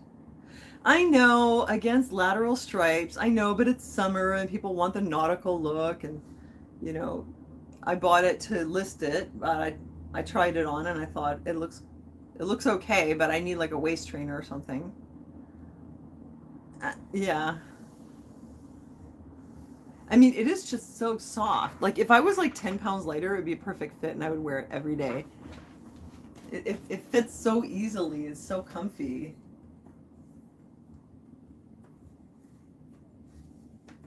Yeah.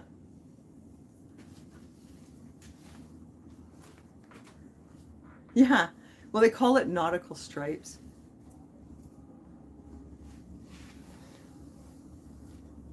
And what's interesting is that it's all sheer in the back, see? It's very soft. Save it for 10 pounds lighter. I know, I might be saving it for a long time. Maybe when I'm like 80 years old or something. Maybe I'll be skinny again one day, who knows? Miracles can happen. So that one, I think I might keep it. I already listed it. We'll see what happens. But it's too small. This, I just want to show you. This one is so cool. I repaired it. It's like new. Look at the buttons. They're all perfect now. So it was missing buttons, and believe it or not, I got the button, and so now it's like, it's all beautiful and perfect. I mean, this is a crazy thing. This is a Calvin Klein.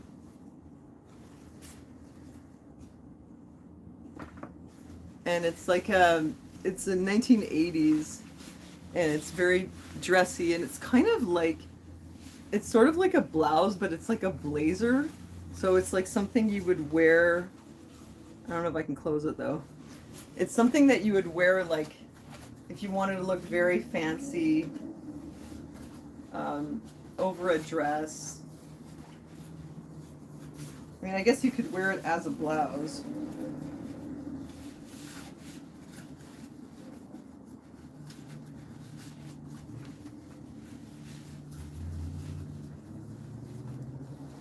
And then the buttons are over here. I mean, I could just barely close it, but it's not worth it. So it's like you'd wear it like as a very fancy blouse, but I think it's more like a blazer kind of. This kind of thing never really works for me. But I think that if you were young and skinny, it would look good. What do you guys think?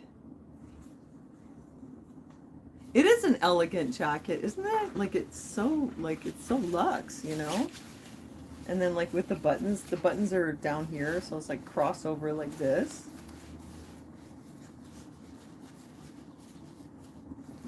Yeah, so it's a vintage Calvin Klein from like the 1980s.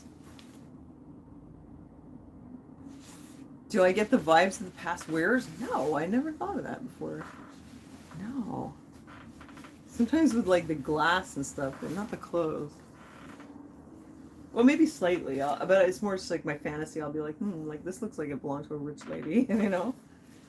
Wear it on stage in a heartbeat. I put this one up on my Poshmark. Oh, that's weird. It says made in China.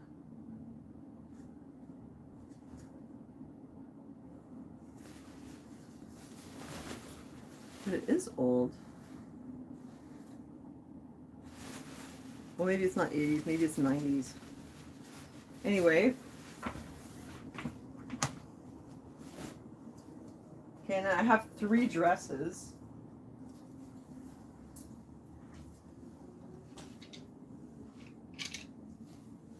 Oh my God, wait, no, I have to show you. I have one more.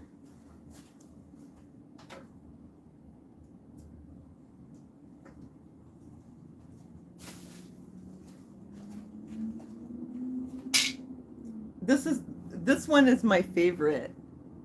Oh, it's yeah, it's nylon. The Calvin Klein, it's nylon. But I was like super proud of myself because I fixed it. No, it's nylon, not acetate. What is up with this button? Okay, this is my favorite. I feel like Mrs. Roper Goes to Hawaii. This is for me. I'm not giving this to anybody. This one is so nice. Yeah, I have a link here. I'll give you my link to my Poshmark again. Just do like in the search you can put you know, just in instead of just listed. No, it's not a muumuu, but boy, is this ever nice. First of all, it has a slinky thing underneath, viscose, and look at it. It's like Hawaiian. It's silk. It's like pure silk, and look at the gorgeous pattern on it. Isn't that cool? I love this thing. What are these trumpet flowers called? I know these. And then, not sure what all these flowers are. This is from a designer from Italy. I don't think you guys can see the color so well, but look how cute it is. And I have a belt too. Where's that belt? Did I put it in here or is it hanging?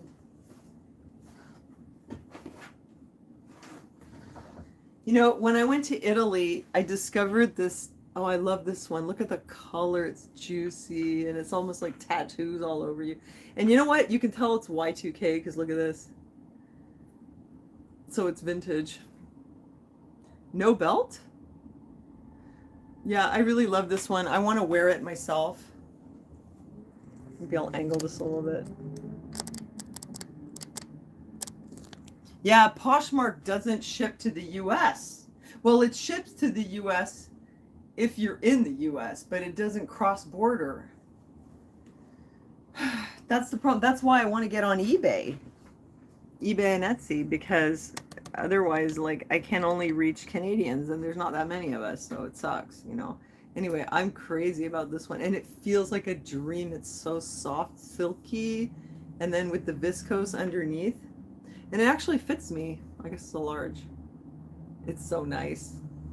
Yeah, it's like my Mrs. Roper shirt. So, but you said no belt, but give me 1 second. Wait, I'll turn it this way so you can see me go poke around in my closet. Okay, because see, when I went to Italy, I found this store one day by accident. Okay, this was from Adele Altman, and it looks like silk, but it's like a silk viscose blend or something. And it feels very similar. You know, it's got the silk on the top, and then it's got this like viscose lining. It's super, super soft. And I was just crazy about this. And I bought like 3 things. 1 tunic, 1 long sleeve, and 1 short sleeve. And I bought the belt at the same time. And this is what she would do. Those Italian ladies are very stylish. Yeah, and you cannot find Adele Altman anywhere. What? Why do you spend so much time on how you look? Ah, come on. You know I go around looking like a cleaning lady. I sell these clothes online. Cut me some slack, Jack. Look, give me a hard time here. Party pooper. Okay, so this one, you can style it with the belt like that, you know? See, that works, right? What do you think? I think it works.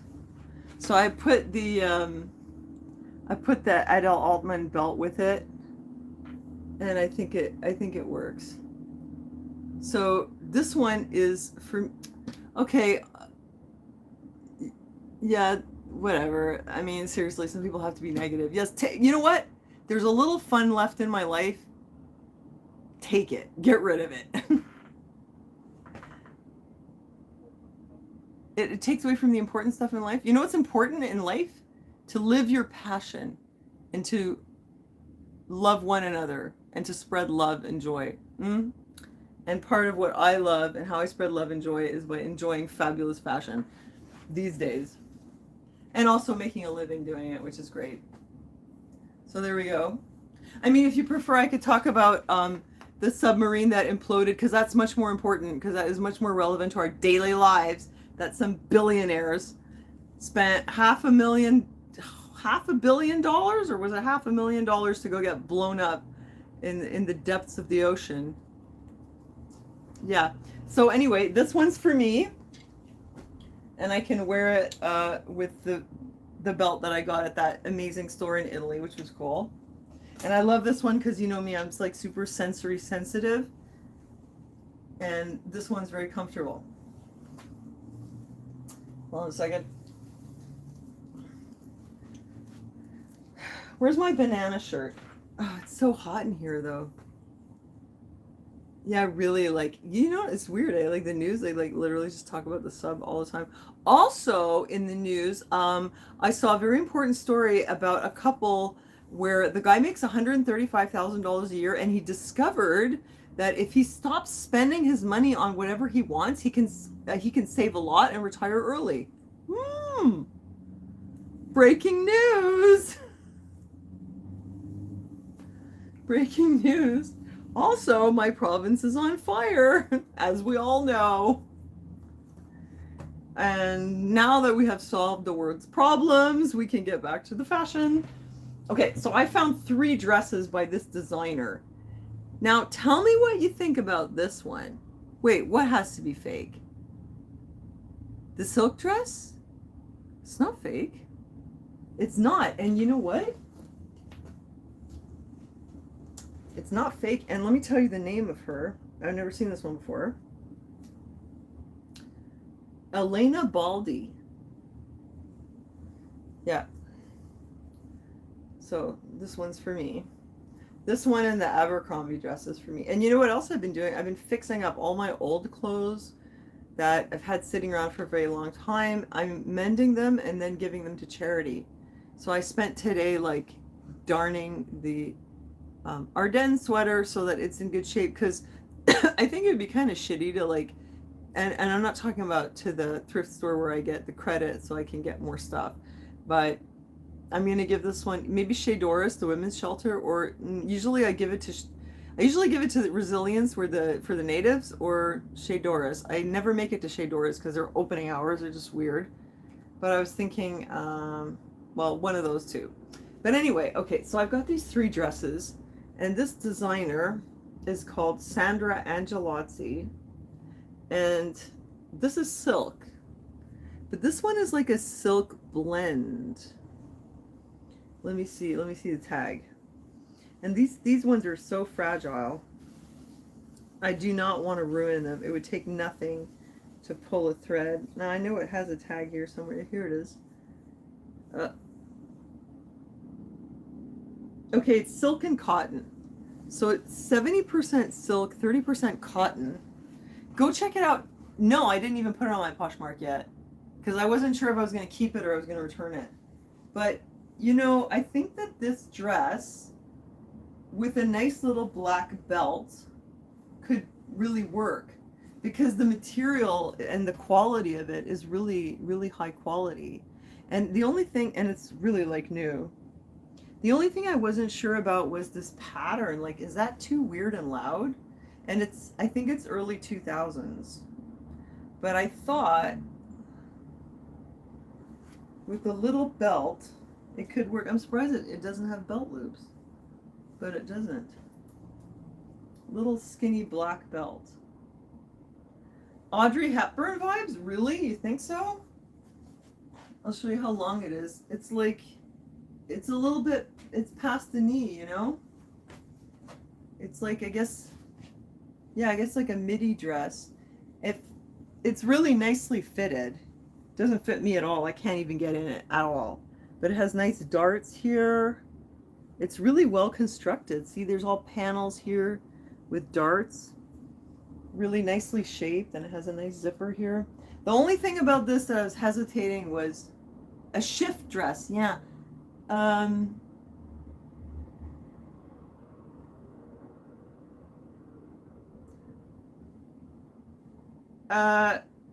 I'm just wondering about the pattern.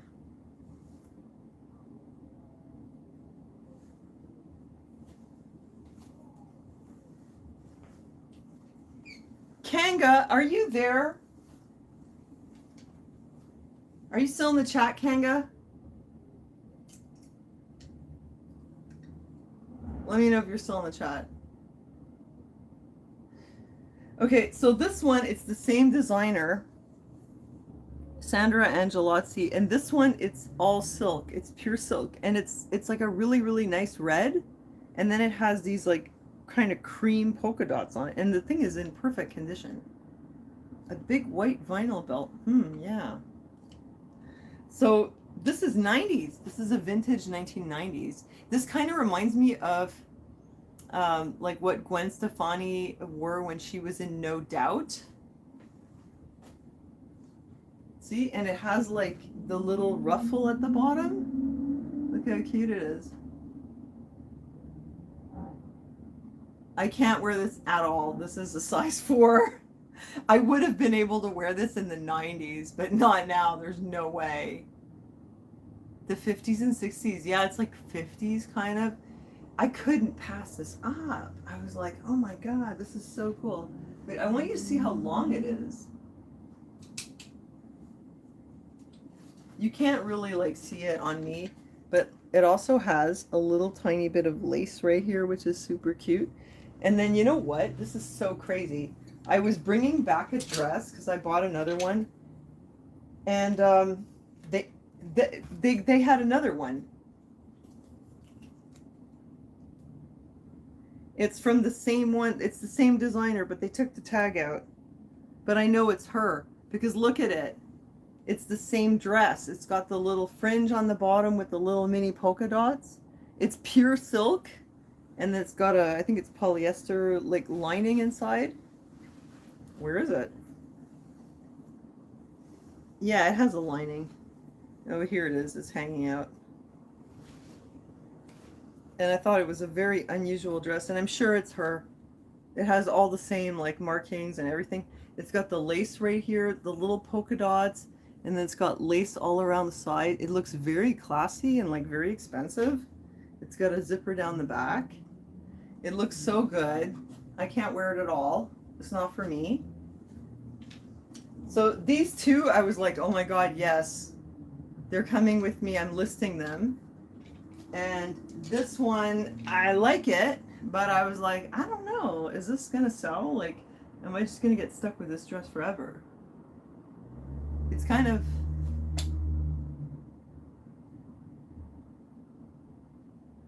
Why would a silk dress be lined with polyester? Well, let me check. Is it polyester? No, but it is a good question because polyester is kind of like a shitty material. Let me check if it's polyester. I think that they do that just to like protect the silk from the inside. Nails on a chalkboard. Yeah. Let me check. Yeah, it is polyester. I don't know. I think probably just to like protect it from getting like dirty.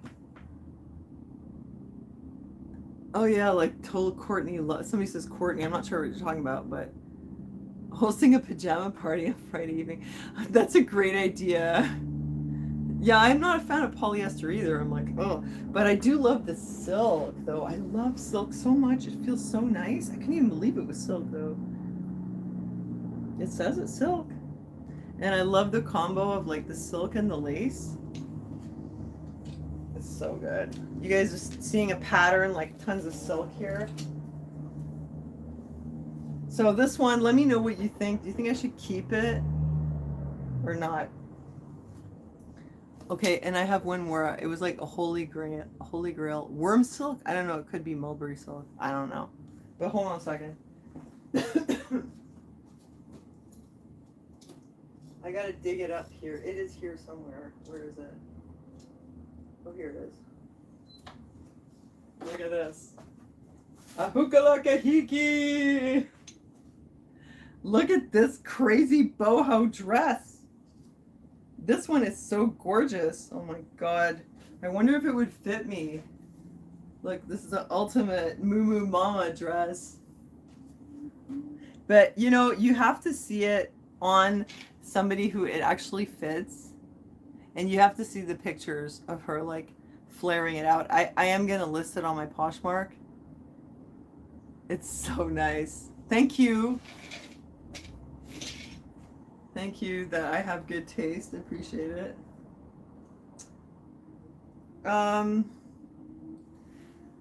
What size is it? Oh my god. Why does everything have to be extra small?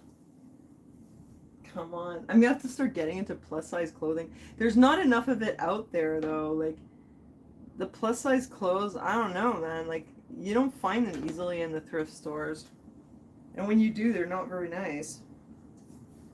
What is this thing? It's so crazy. And it's got like a lining in it, but only part of the way. Now, I don't want to break it, but putting it over my huge boobs. Maybe I can get it on.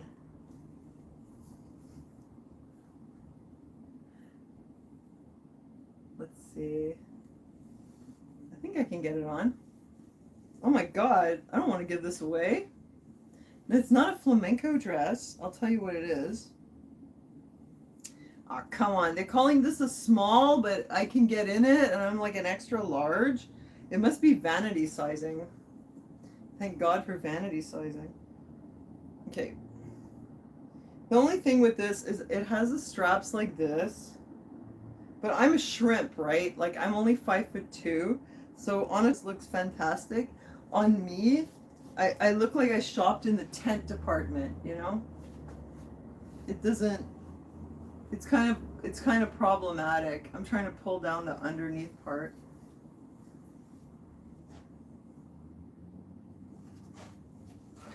I cannot do this dress justice.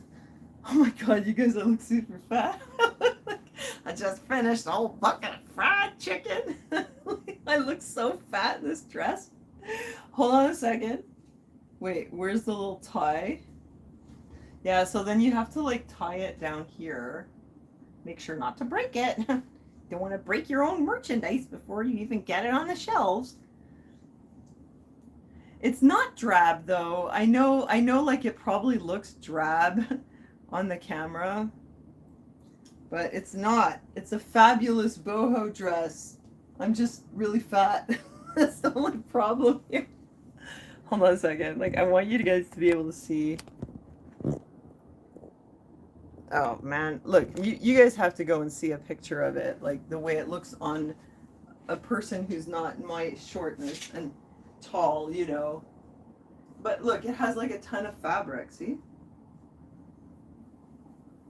See, it's one of those.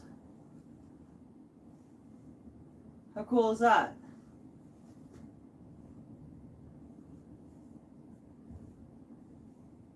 What do you think?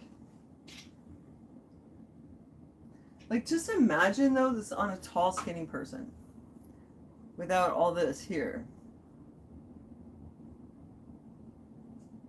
I can't wear it. Well, I'm not fat. Oh, thanks. Well, when I try on these little tiny clothes, I sure feel like I'm fat. Flamenco. Now, this is a gorgeous dress, but it's just, first of all, it's way too long for me. I'm a shrimp. Anyway, it's from Free People, and it's called Cloud 9 dress.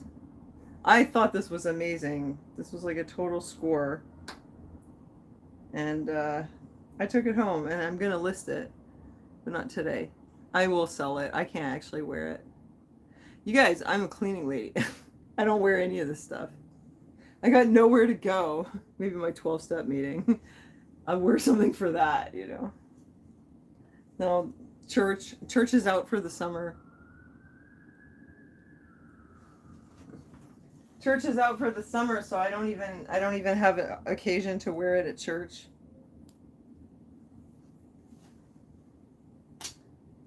Hence the banana shirt. I'm gonna put them away before I destroy them completely. Hold on.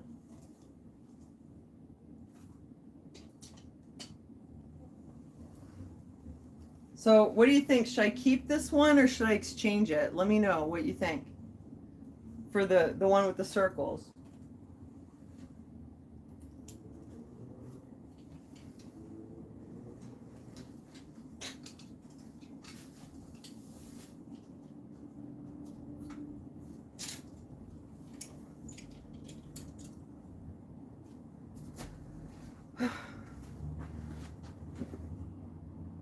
Exchange it, really. You guys think it's too weird with the dots? I don't know. Like, I usually just like to buy things that I like.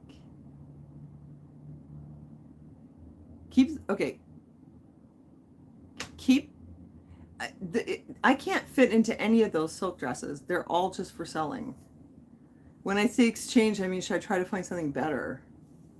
Or should I keep it? I'm kind of not sure. It's for fancy dinner date. Yeah. No, it's not for me, though. New York City chic dress. Okay, so it's a good dress. So I should keep it and try to list it?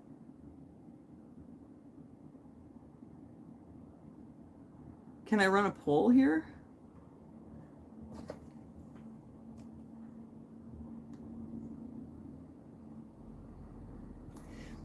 Oh no, I have a mannequin. If you feel it may be difficult to show how to wear it. No, I have a very nice mannequin. My big Barbie. Well, my clients are going to be people who like what I like, basically, because I just buy what I like and try to sell it to somebody else who likes it. Is this what you want from oh, so you like me, huh, Ed? You want to see me on OnlyFans, huh? I don't know. I did say I needed money. I'll have to think about it, though. I have to do better than just the Abercrombie and Fitch dress, I guess. Oh, I told you guys, I sold somebody my bustier. Okay, you like the circles one? Okay, I'll keep it. Yeah? Okay, I'll keep it. I'll keep it for now. I still have time. Yeah, I had this really nice bustier from La Senza, and somebody bought it. And then after they bought it, I realized that the name on it was a guy's name. Okay, you think it's good. Okay, cool. Thanks, Rosie. Okay, cool. Thank you. I will keep it. So listen, here's the crazy thing. Okay, so I sold some stuff on Poshmark. I don't know, it was Friday or something. I made $24 on Poshmark. I took some stuff to the thrift store. I got a coupon for 20%. I bought $55 worth of stuff. I got $10 off because of my coupon. So that's like 45 or whatever. Let's say 44. And 24 of that was what I made on Poshmark. So basically, I got all the stuff for like $20. Yay! Because, well, I mean, yes and no, because yes, I sold stuff on Poshmark, but not all that stuff. That was like from 2 different trips.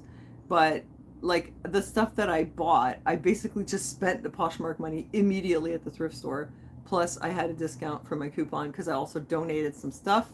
And so I ended up getting like a whole bunch of clothes for $45. That 24 of that was what I caught from Poshmark. So there, that's how it is. So in the end, I didn't like dig into my bank account very much.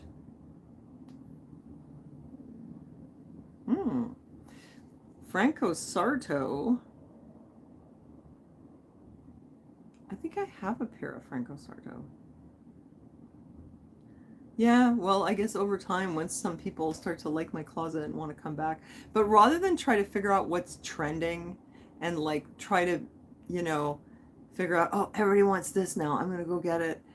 I'd rather like stick to the particular style that I like, which is like this kind of like 90s stuff, April Cornell, Betsy Johnson. I mean, what else do I have in there?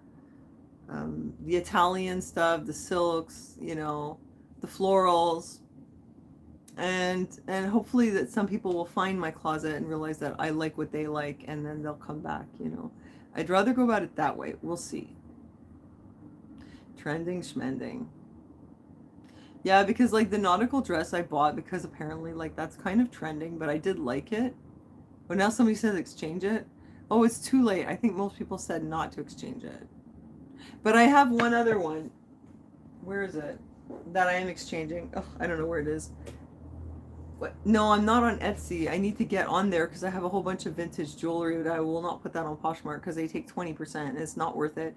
Because like if I sell a pair of earrings, I would like to sell them for like $45, but I would have to sell them for $65 on Poshmark, and then I'm gonna have to give a discount. And in the end, I'll sell it for, you know, 40, and I'll come out with like 30 or whatever. I mean,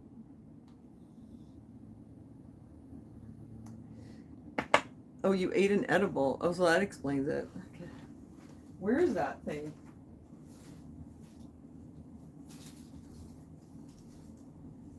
Yeah, I think I'm going to return this. This one I literally did buy because it's trending. It's like what you call a bodycon dress, body conscious. Oh my God, can you imagine my fat ass in this thing? I don't know, man. I think it'd be kind of weird. I wonder what it would look like on me with all my chub. I'm kind of curious now, actually. Maybe I'll put it on. You were thrifting the other day, stores at half price off everything. That's amazing. That never happens here. I've heard of that happening in the States. First of all, they have good prices. And then on top of that, they give you half price. This store that I've been going to lately, it's the one in NDG. The prices are not bad, but it's kind of weird. Like they had a red sack dress, and it was all ripped up here. Like it was totally ripped in the armpits, and they had $30 for that dress. Why? Who's gonna buy it? I don't think anyone's gonna buy it. And then they had a Armani dress, which I originally bought, and it wasn't cheap. And then I was like, bah, and I returned it, and I got the 90s dresses instead. I was like, screw it. I don't care if it's Armani. I don't need it.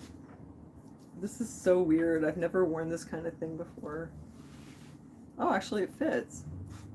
You can see all my armpit hair too. I can show it off. Show off your armpit fur with this bodycon pretty little thing dress. I should pose for my own pictures in my Poshmark, and I'll be like that, big les. My hairy legs too. Whoops. Combat boots. Hold on a second. What do you think? Not with the jean shorts, maybe. Also need shapewear.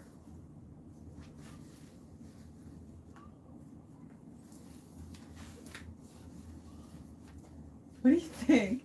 Well, it's kind of punk rock, actually. You can see like my arm wings here. It shows off like all my best features. It shows off like my juicy side boob, my armpit hair, and my wings.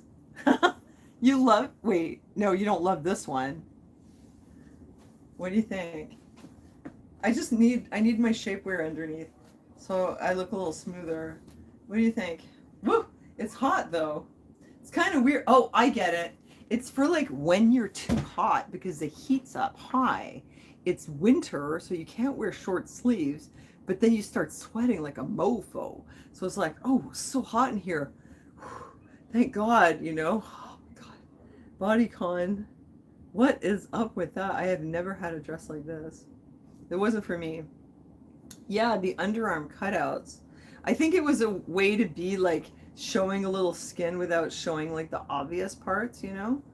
It is kind of weird. And you're not supposed to have a tank top underneath. The dress for the day before yesterday to cool the pits. Oh my God. How do you market this thing? Armpit breeze dress for the heavy sweaters. Are you a heavy sweater? You may enjoy this bodycon dress from Pretty Little Thing with armpit ventilation.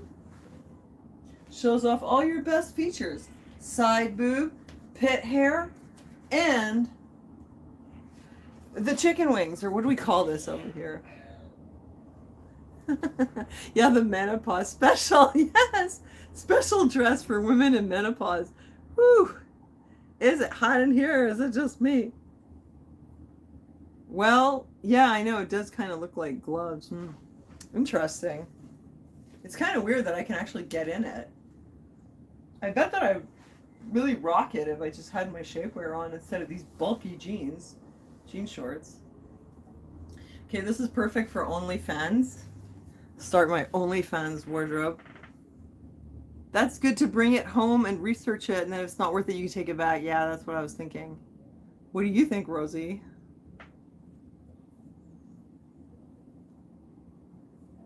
Oh, I'm using your scrubbing board, by the way. I love it. I've been using it. And I bought the crank wringer.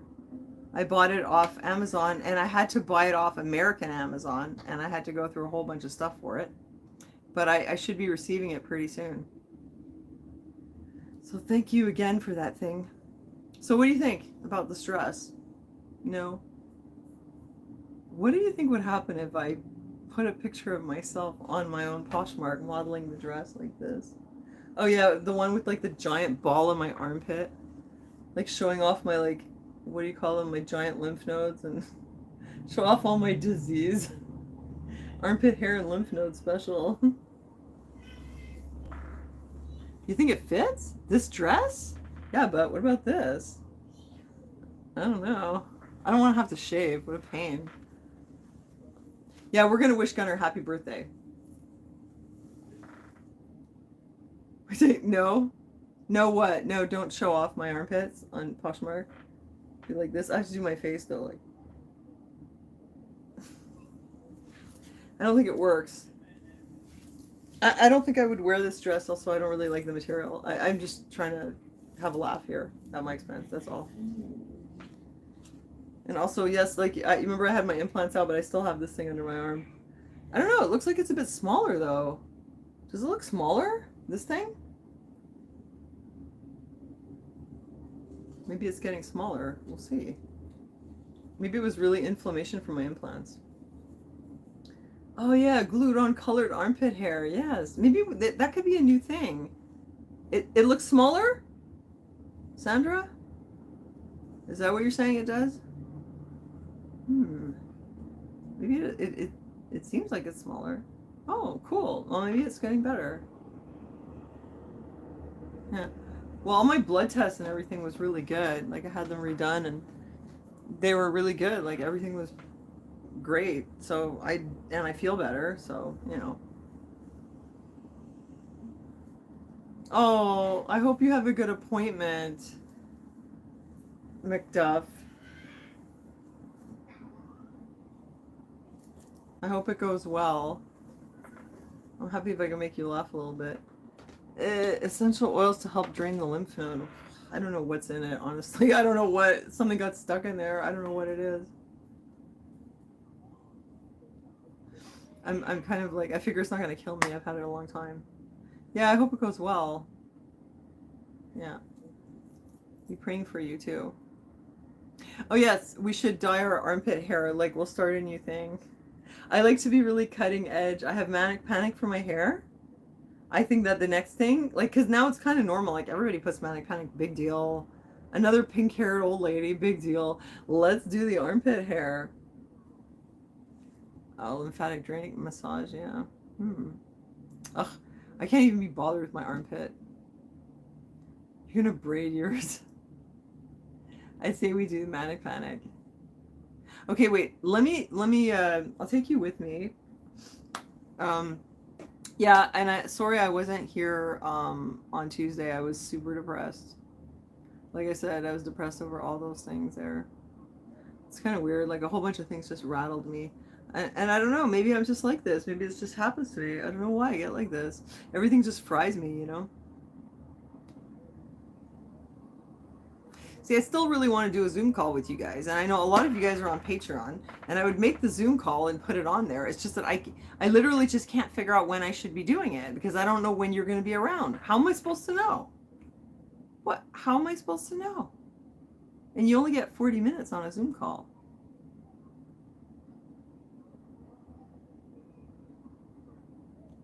Yeah, no, apparently my thyroid is normal too. Apparently everything about me is normal except I'm crazy. Zoom call anytime. Rupert! Hey! Nice to see you. Oh my god, you just missed me showing off all my thrifted clothes. I had one that had my armpits cut out. It was like super sexy. You can see all my hair. I was just showing you all my clothes and you just missed it. But I'm happy you're here. It's good to see you. So we're gonna do Gunner's birthday.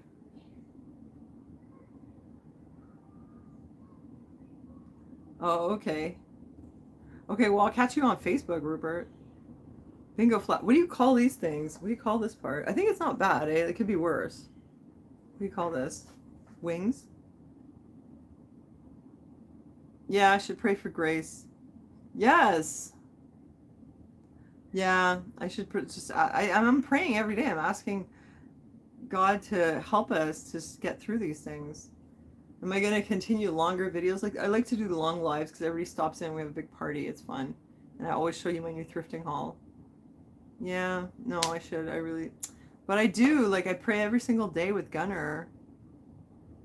I need to keep the faith because I've been through this with him before where I felt like it's hopeless. I've worked so hard. And now everything is like disaster and I feel screwed. I honestly, I'll admit, sometimes I just want things to be easy for a change, you know? I don't want it to be such a struggle. And I felt bad. I felt like, are we cursed? But we don't really know because maybe it's God's blessing. Maybe if he gets kicked out of school, it'd be a good thing. I don't know. I just don't want him to turn out like my ex-boyfriend, you know, who sat on the couch all day eating Oreos, watching videos, and smoking the wacky tobacco. I just want something better for my boy. I want him to have a bit more of a life. Because, you know, you can easily spend 30, 40 years sitting on the couch doing nothing and then your life is over. And it takes money to get out there and do things. He needs to have a living. I just want things to work out. I'm also a little bit worried because I know the child support is coming to an end soon. So I'm like trying really hard to hustle.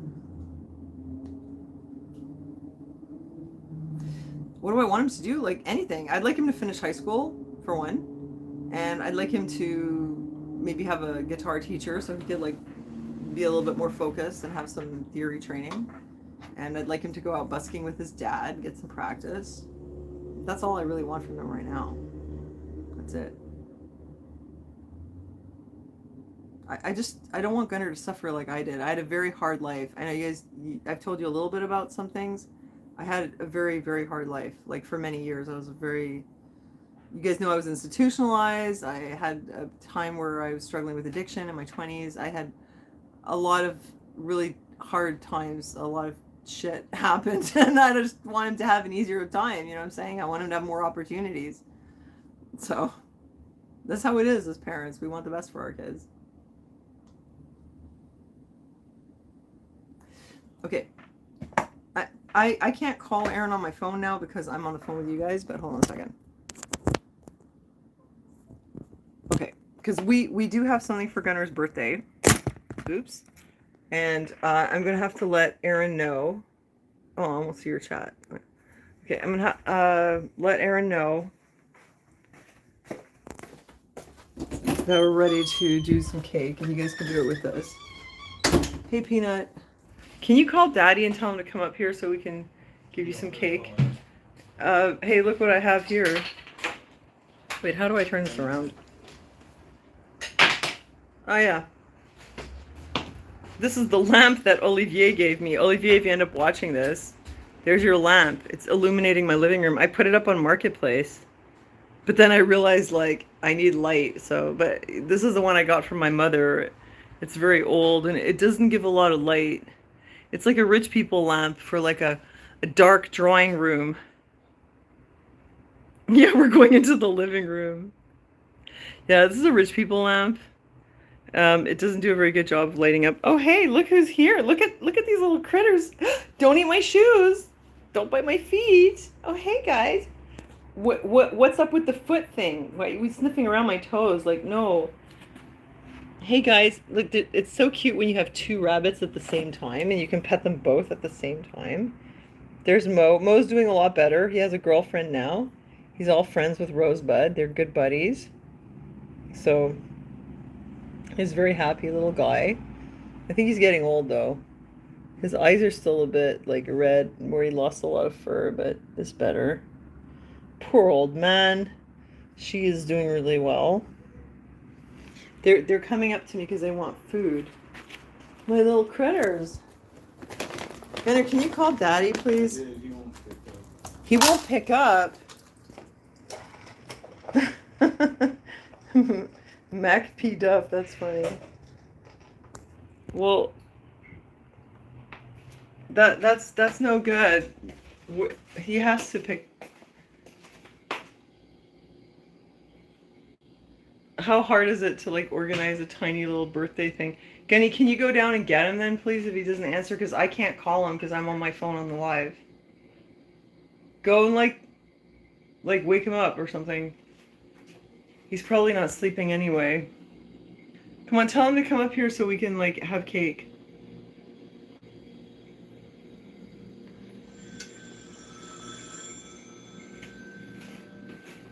Oh. It's Aaron. Hold on a second. Hey, we were trying to call you so you come up and like have cake.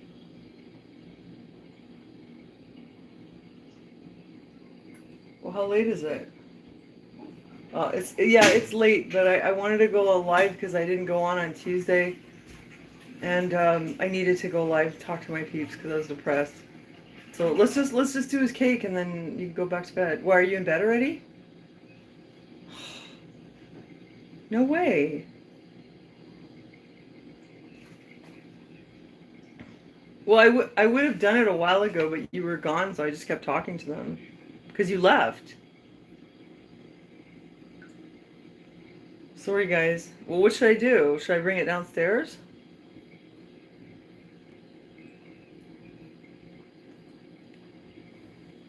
Okay. I mean, you sure you can't just come up here? I'm waiting for him. You want to say hi? Hold on, I'll put you on speaker. You want to say hi? Hi, Gunnar. Happy birthday. No, I'm still on the live. You want to say hi to my peeps? Oh, you're still live? Yeah. Oh, hi. You're in the live with me now. Oh, yeah. They're saying I should bring the cake down to you. Okay, cool. All right. Okay. We'll do that. Okay. Okay, bye.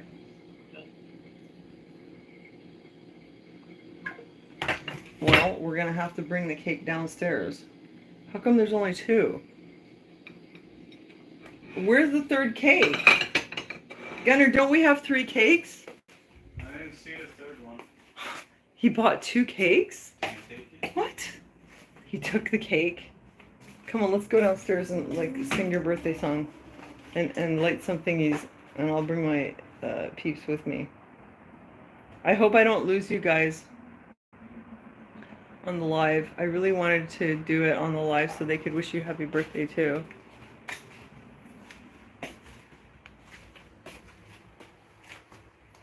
Are you coming?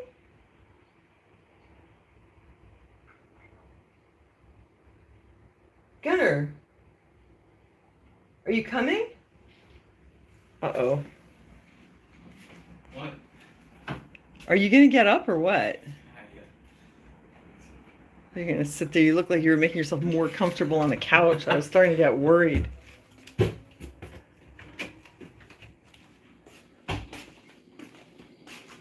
So this is what we have. No!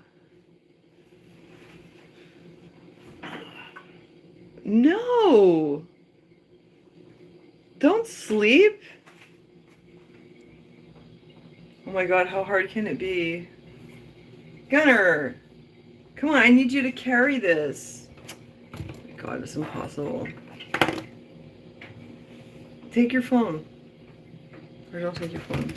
Okay, well, you guys, I don't think I can get him to... I was telling you, like, you can't get him to do anything.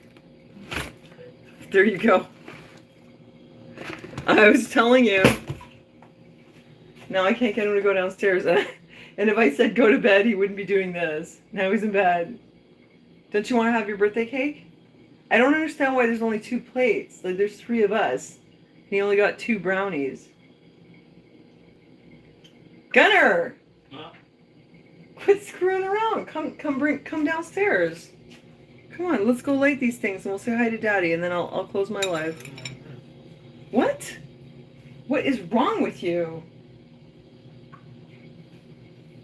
Well, I can't celebrate your birthday without you. No, he's not sleepy. He stays up till like 4 in the morning all the time. It's a ruse.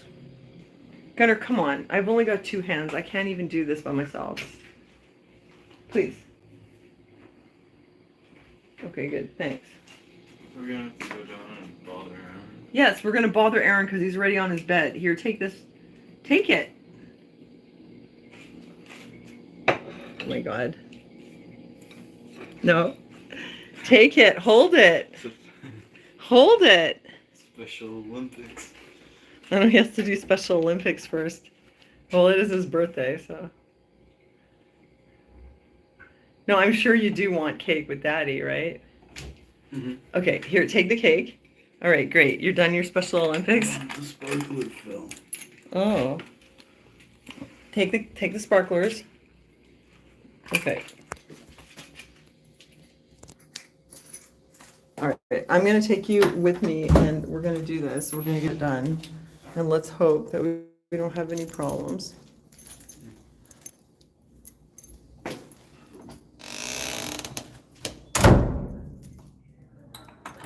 Uh-oh, wait. Yes, okay. Try everything. Oh, okay, there we are. Sorry, I just got home. No! Where is it? Gunnar! Where's the brownie? What did you do? I was feeling a bit peckish.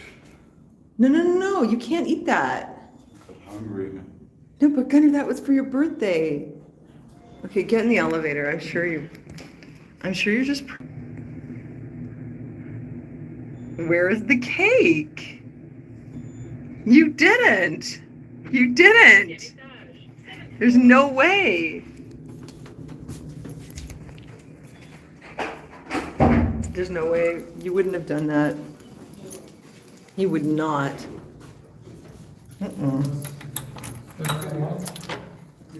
Not eat your birthday cake. Okay, you get to see Aaron's place. It's all dark. He did a lot of renovating though. Like the kitchen. I just cleaned it today, but got some tire tracks, but I renovated that corner. Oh, it's all dark in here. Hold on. Look, he did this. You guys remember what a mess it was? Look what he did. He did such a good job.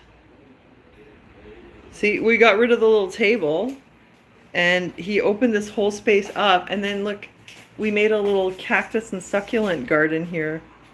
So now it looks all nice. So lots of improvements. Yeah, I knew. Hey, are you Put 'em on okay? the table over All right, here we are. Oh. Hey, Daddy's here, and Gunner's here. Where the brownies go? Gunner, stop screwing. Okay, can you turn the air conditioner off for just a second? Yeah, sure. I don't know how to do it. Oh, there we go. Okay, because it's super noisy. So you guys remember Daddy? Look, he's looking handsome. Have a good look. He looks really handsome. Oh, yeah. Yeah, you look really cute. Look at you, a little rock star. My little Bon Jovi. So cute. Okay, we'll put all your stuff on the side, and you're gonna have to sing Gunner happy birthday. Okay, I just have one question. How come you only got 2 brownies when we're 3 people? I had one, but I ate it. No, Ozzy! I couldn't You wait. ate the birthday brownie? No, you ate it ahead of time. That's not cool. Oh my God, Ozzy. How could you? Yeah. Oh my God, typical Ozzy. Like he didn't even wait. He gets the cake for the birthday and then he eats it on the way I was home. pretty sure that you'd give me half of yours. No. Okay. Oh my gosh, I can't believe. Just kidding. Can you believe this? Look at the child. He's all dejected. I can't even believe it. He can't even believe it. Oh my God, that's just too sad. All right. What? It's really unfortunate. It's just... What, now you're sleeping? No. I'm just looking at Wake up, dinner. Ozzy. I let Aaron get away with everything because he's cute. That's Oh, yeah. yeah, it's because you're handsome. I like, oh, look at I got you. you far. I let you get away with everything. Just like to see your pretty face every day. Okay, let's not set your bed on fire. All right, we're gonna sing happy birthday. Oh, poor Gunner. Yes. Done. Oh, Gunny. Yes, you. Come sit down. We'll have a happy birthday over here. Should I light these? Here. Yes. We have to sing. My audience is wishing you happy birthday. Okay, 1, 2, 3. Happy. How come you guys didn't start? You can't get it till late now? Was it from the dollar store? No, it's Wait, from- is that a sparkler? Or did you buy incense? No, it's a Ozzy, you sparkler. bought incense. Oh, shit. It's supposed to be a sparkler. Seriously? No. It's You incense? bought incense. Ozzy, you screwed up. Can't be. What's up? It's a prank. Whoa! Happy birthday to you. Happy birthday to you. Happy birthday, dear Gunner. Happy birthday to you. Clap, clap, clap. Yay! Yay! Oh, yeah. Oops! Turn around by mistake. Woo! Hey, that's pretty cute. Yeah. And you're 16 now. 16. Sweet 16. Yeah.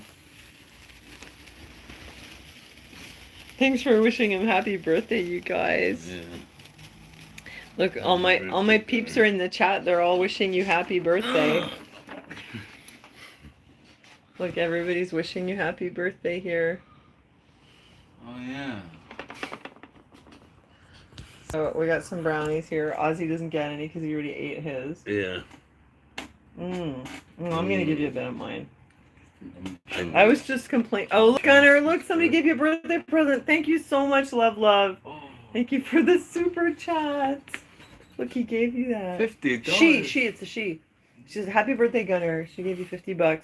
Thank you. I'm gonna give him that. That's his birthday money.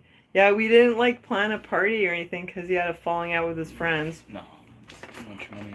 And we were kind of debating going to a restaurant. And then we were like, I don't know, man. Restaurants are like super really expensive. super expensive. Yeah, so we're having hobo birthday here. Hobo birthday to you. I like to move this thing. Okay, let's try this cake. Here, gonna get a whole one because it's your birthday. He shoves it in his mouth. How is it? We're gonna have to do something special for your birthday, like have some kind of an outing. But I'm not sure what. That looks good. Brownie. Yeah.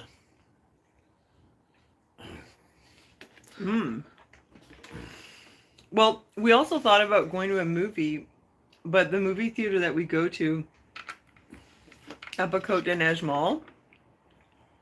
Oh, thank you so much. Mac P. Duff sends you $10. Thank you. Thank you. We were going to go up to the movie theater, but it's not accessible for wheelchairs, so Daddy can't get in. Oh yeah, you don't. At Côte de Neige Mall, at the Where is 90s it? mall, at the 90s mall where they have all the best movies and it's super cheap. Yeah, in that mall that I was in to go to the thrift Thrift store. store. Yeah, he discovered thrifting too. Now he has all nice clothes. Yeah, yeah. No more hobo for daddy. He's got nice t-shirts all from the thrift store. Yeah, it's great. They were always really expensive. Yeah, like ridiculously. Like, I had bought him some clothes. Let me show you something. I bought Aaron these shirts, okay? And I got him like a bunch of them. These ones. And see, this one still has a tag. See, it's $60. And with the tax, I spent $500 on buying him shirts. But that was it, you know? Then I was like, okay, I'm done. And I bought so many t-shirts at Costco and he didn't like them and it was horrible. And finally he went to the thrift store. And now it's like he's rocking. Yeah, you get all nice shirts now. Quality stuff. Yeah, no more spending $500. And no more you looking like a hobo. Yeah, yeah. I got a whole bunch of shirts and I only spent $40. Yeah. These are so good. Oh, these are from Juliette et Chocolat, right? Mm-hmm. Oh, so good. Amazing. Thanks, yeah. Yeah, thanks for getting them. Here, you can have this and then don't eat the rest. It's for me. Okay. That's sweet of you. Ozzy, you ate all the brownies. Yeah. No, not all of them. Just mine. So, Gunnar, you have something you want to do for your birthday? And, the lock picking kit. Oh, he wants a lock picking kit. What for? That is the weirdest birthday present request. What for? I just got interested in Weird birthday present. Lock picking kit. Whose locks are you gonna pick? oh, you know. I think he just wants to learn about the science of Yeah. picking locks. All The, the sci- different tools. the science of it, huh? Like people were just asking like what kind of career you want. He's like, oh, I want a lock picking kit. There's the career he wants. The locksmith, yeah. I'm a locksmith, yeah.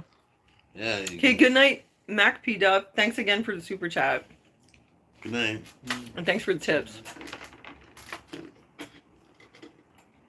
That was a really good brownie. Okay, Yeah. Gunnar. Locksmith. You wanna learn to be a locksmith? No. Because that's a great idea.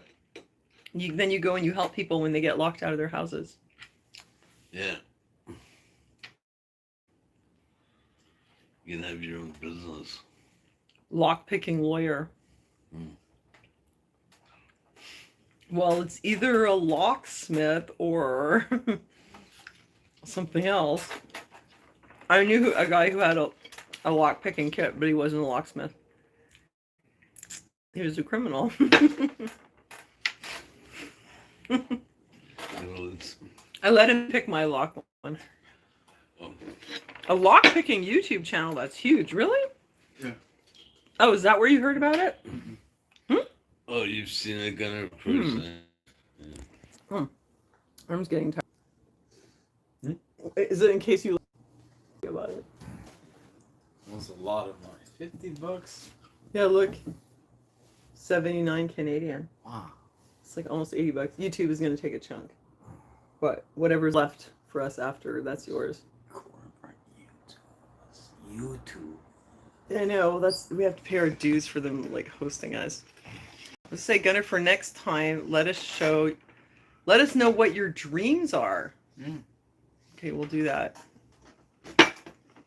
I think go, because we did have his birthday, and I've been on here a very, very long time. You don't know how to send money on YouTube? There's like a little thing somewhere that has like an icon like this, like on a laptop. It's like at the bottom of the chat. And there's like a dollar sign, and I guess that's how it works. I don't really know. I've seen that on like a laptop. Oh, you're having lags on the stream. It's because I'm down at Aaron's place. Hi, Kanga. I'm glad you're still here. Hi, Barbie? Hi, Barbie Gina. Thanks for the happy birthday wishes. Thanks, you guys. Good night. Good to see Ozzy, who ate all the cake. Happy birthday, everyone. Okay, I'm gonna go because it's freezing and we've had our birthday. Thanks so much for joining me in the live. Love you guys. I pray for you. And have a good night, and I'll see you soon. God bless. Bye.